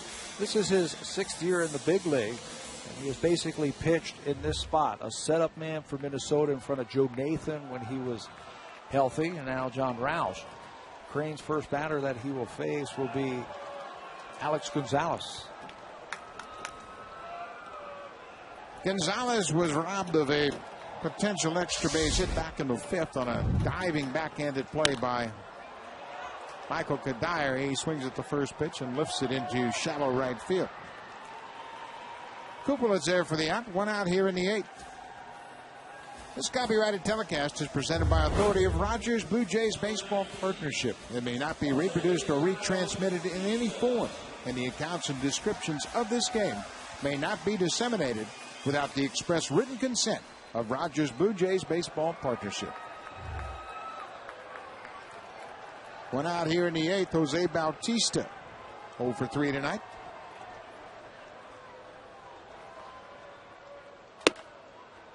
First pitch breaking ball for a strike.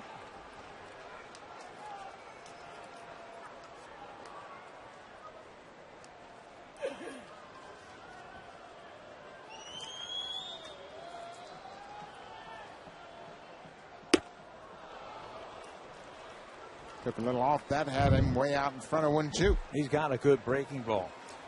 He's averaged about a strikeout per inning throughout his career, Jesse Crain.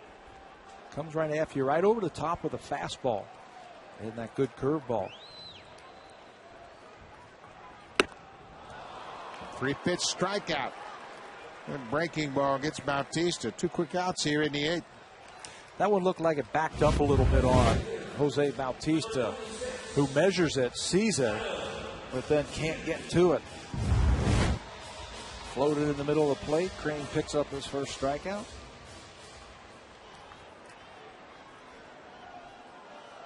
Adam Lind has a base hit in 3 trips tonight.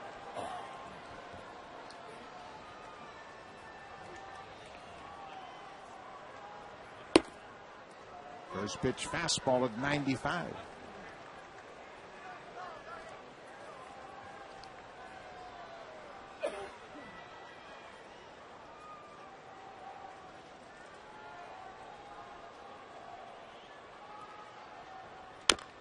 Well, that's a good curveball. That is a tough pitch. Comes out of his hand at the same plane as that fastball. Yeah, because he's on top of it with his fastball right on top, and then he comes over with the curveball. His numbers have been very good this year. He's been scoreless upon in 17 of his last 18. Pitched out of the bullpen for his whole career. 340 relief appearances now for Jesse Crain. Ahead of Adam Lind, 0-2. Lifted into center field. Span comes over, calls for it, and Jesse Crain has a 1-2, 3/8 inning. Twins lead it by a run, 7-6. We're headed to the 9th.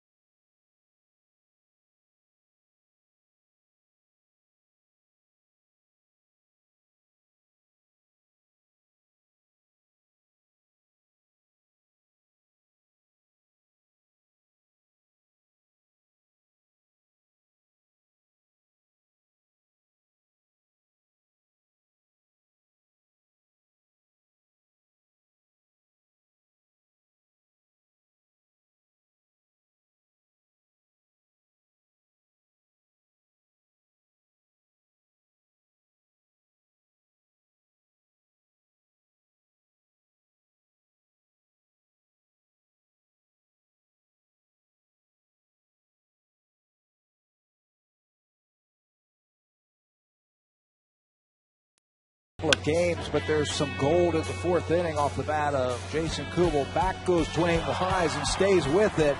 Reaches up and takes away extra bases from Kubel. helping Jesse Litch at the time. Dwayne Wise would also hit a home run later in this game, so he is the play of the game. Well, he's done a nice job since joining this ball club, and first served as a pinch runner and then a defensive player, and now he's starting to swing the bat. Kevin Gregg comes on to work the ninth inning, trying to keep the Twins at bay here. Blue Jays trailing by a run. The breaking ball evens the count at a ball and a strike. Good numbers for Kevin Gregg. Trying to get some work in here. Gregg worked over the weekend in New York, and that busted a string of about a week between his appearances.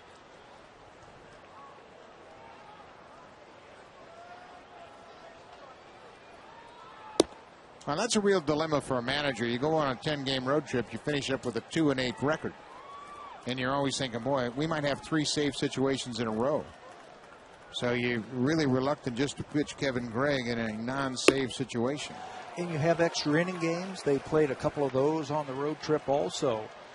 You got to hold him back just in case you do take the lead when you're on the road. Cito Gaston has to figure out, how can I get this guy some work when I need it. Now, to his credit, Kevin Gregg has done a good job of getting enough work to keep himself sharp.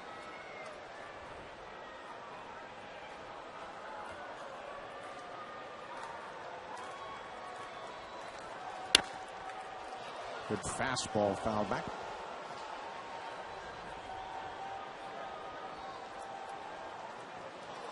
It's a 1-run game here in the ninth. Twins have hit 3 home runs in the ball game. Blue Jays have hit 3 home runs.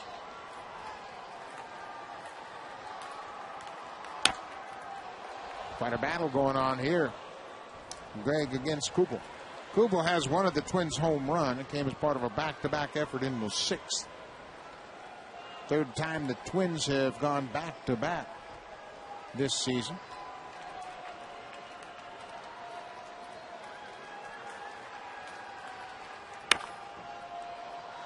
What a battle. Wearing out that outside corner.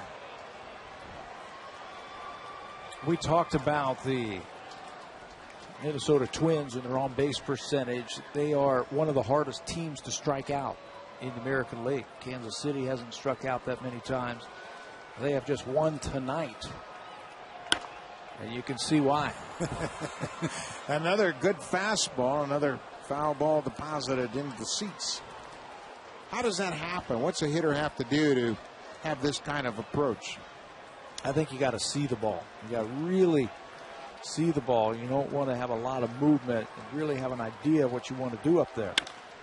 That ball is drilled to center field. Dwayne Wise is back, and another outstanding catch by Wise. Oh, my. He's had a week's worth of highlight plays with the glove and with the bat, and throwing the arm for good measure. Victimizing Kubel for the second time tonight. We just showed the play of the game, but this one's better. That ball is a rocket to center field. He reaches up, makes the grab. You're right. With the glove, with the arm, and with the bat. Dwayne Wise over the last couple of games. What a play. One out now for Michael Kadire. Sharply hit to the shortstop. Another fine defensive play. Will it get him? Yes. Wow. Gonzalez has done that all year long. We shouldn't be surprised when we see Gonzalez make plays like that. This is routine. Night in and night out, he has come up with gems like this. 1-2 hops, takes it off the grass. Now this is a design play. 1 hop to overbase so he can see the ball and stretch out there and make the play. Boy, 2 fine defensive plays here in the 9th inning to keep the Twins off the bases.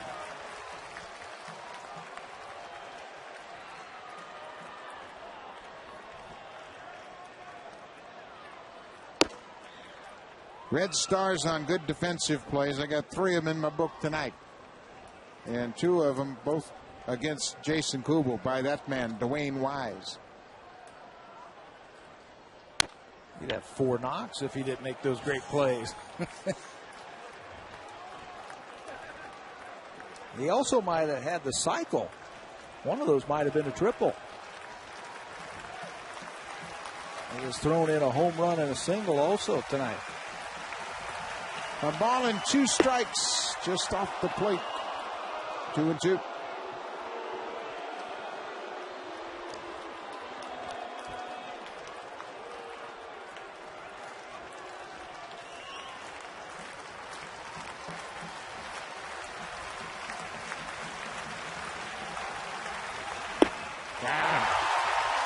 Kevin Gregg makes a great pitch to retire Jim Thome. A 1-2-3 ninth. Great defense in the field behind Kevin Gregg. Blue Jays will go to the ninth.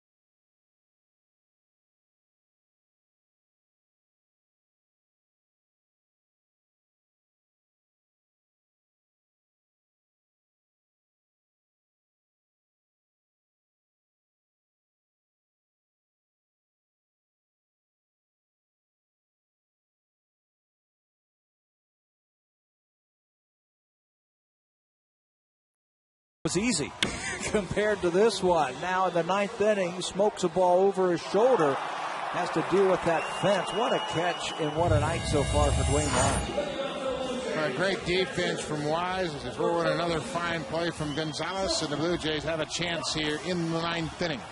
Defense has kept it a 1-run game. John Roush, the big closer, will come on to pitch the 9th inning. He has pitched in 30 games, 2-1 record, 253 earned run average. He has had his troubles of late as the closer for the Minnesota Twins. He had his 4th blown save back on July the 1st versus Tampa Bay. He'll come right after you with a big hard fastball and a good slider. And a good breaking ball. 0-2. Defensive changes for Minnesota. J.J. Hardy comes in to take over at shortstop. Nick Punto moves to third. Michael Kadire moves to right. Check swing Tapper at the plate.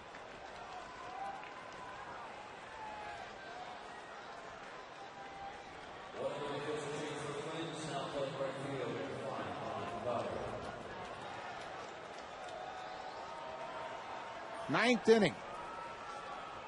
John Buck leading it off. Center field and deep. Bernard Span at the wall, and it's going to die in his glove.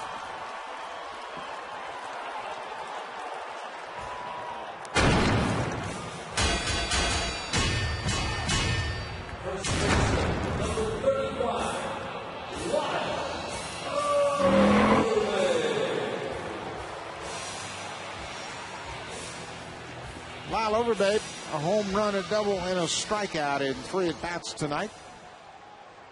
He is 1 for 1 against John Roush. That was a long ball.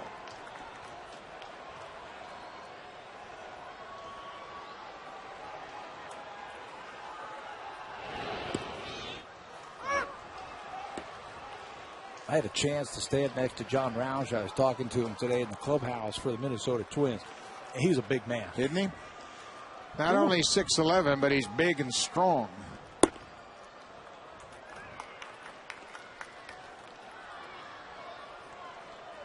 Minnesota, well, everybody thought Minnesota's season was over when Joe Nathan went down with an injury before the ball season even started. But Minnesota had traded with the Diamondbacks last year for John Roush, who has had some experience closing in his career. And he fit right in after Nathan went down.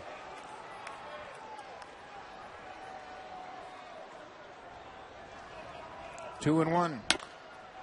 Bounce to the right side. Hudson from shallow right field in time to retire Overbay. Be sure to stay tuned after the game for Sportsnet Connected with Martine Gaillard and Ian Mendes. The Netherlands search for a World Cup final berth, and Chris Bosch isn't so sold on signing in Cleveland just yet. Get connected right after the game.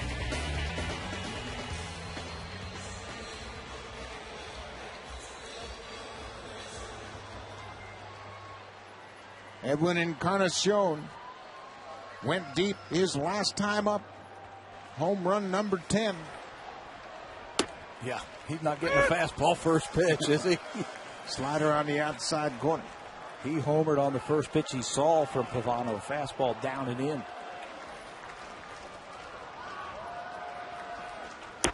Another breaking ball. And just in case, if he gets on,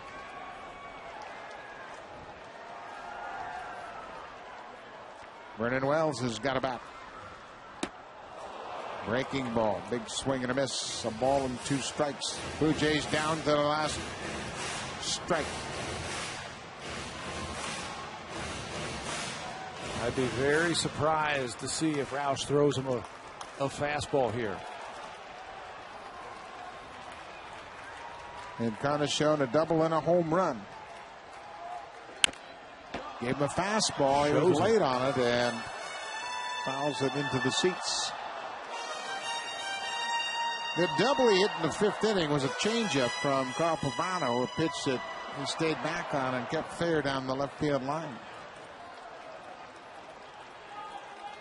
1 ball, 2 strikes, 2 outs. Good rip at another fastball.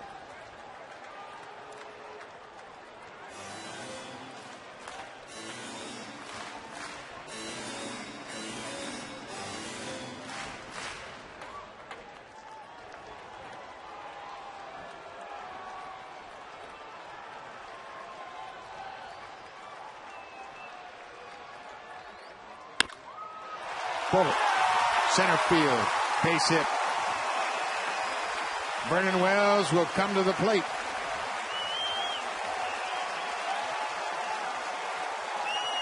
Encarnacion with a 3-hit night. He'll be lifted for a pitch runner now.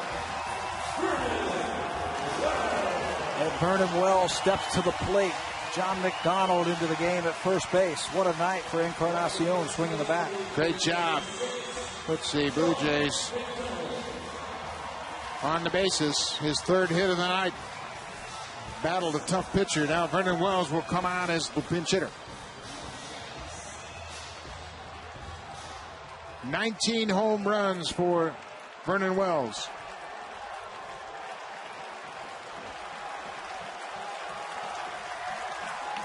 Roush has given up 3 home runs this year. Twins up by a run, 7-6. Breaking ball in there for a strike.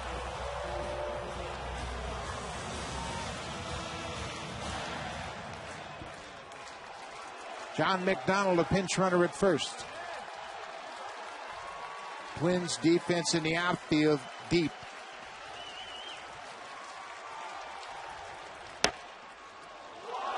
On the corner, 0-2. He is staying away from Vernon Wells. There are his numbers pinch hitting in his career. This is his first pinch hitting appearance this season.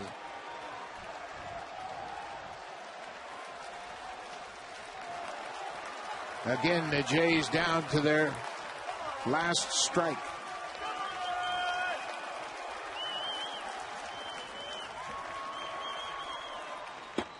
Third ball missed.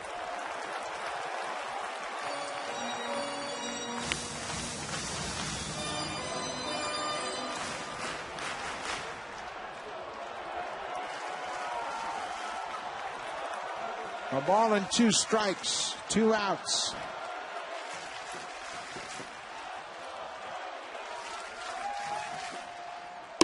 Got him. Good breaking ball away. John Roush strikes out Vernon Wells to close out the game. Joe Mauer with his 4th home run of the season. The Twins hit 3. Justin Morneau, number 18. The Twins out-hit the Blue Jays 10-9 and win. Denard Span, big RBI in the 8th inning, difference in the ballgame. You might not think of the Minnesota Twins as a power-hitting team, but tonight they showed that they can. They are in the middle of the American League in home runs, and they show that they've got some guys that can take it deep. Mauer and Morneau were huge tonight. Blue Jays lose the opener 7-6.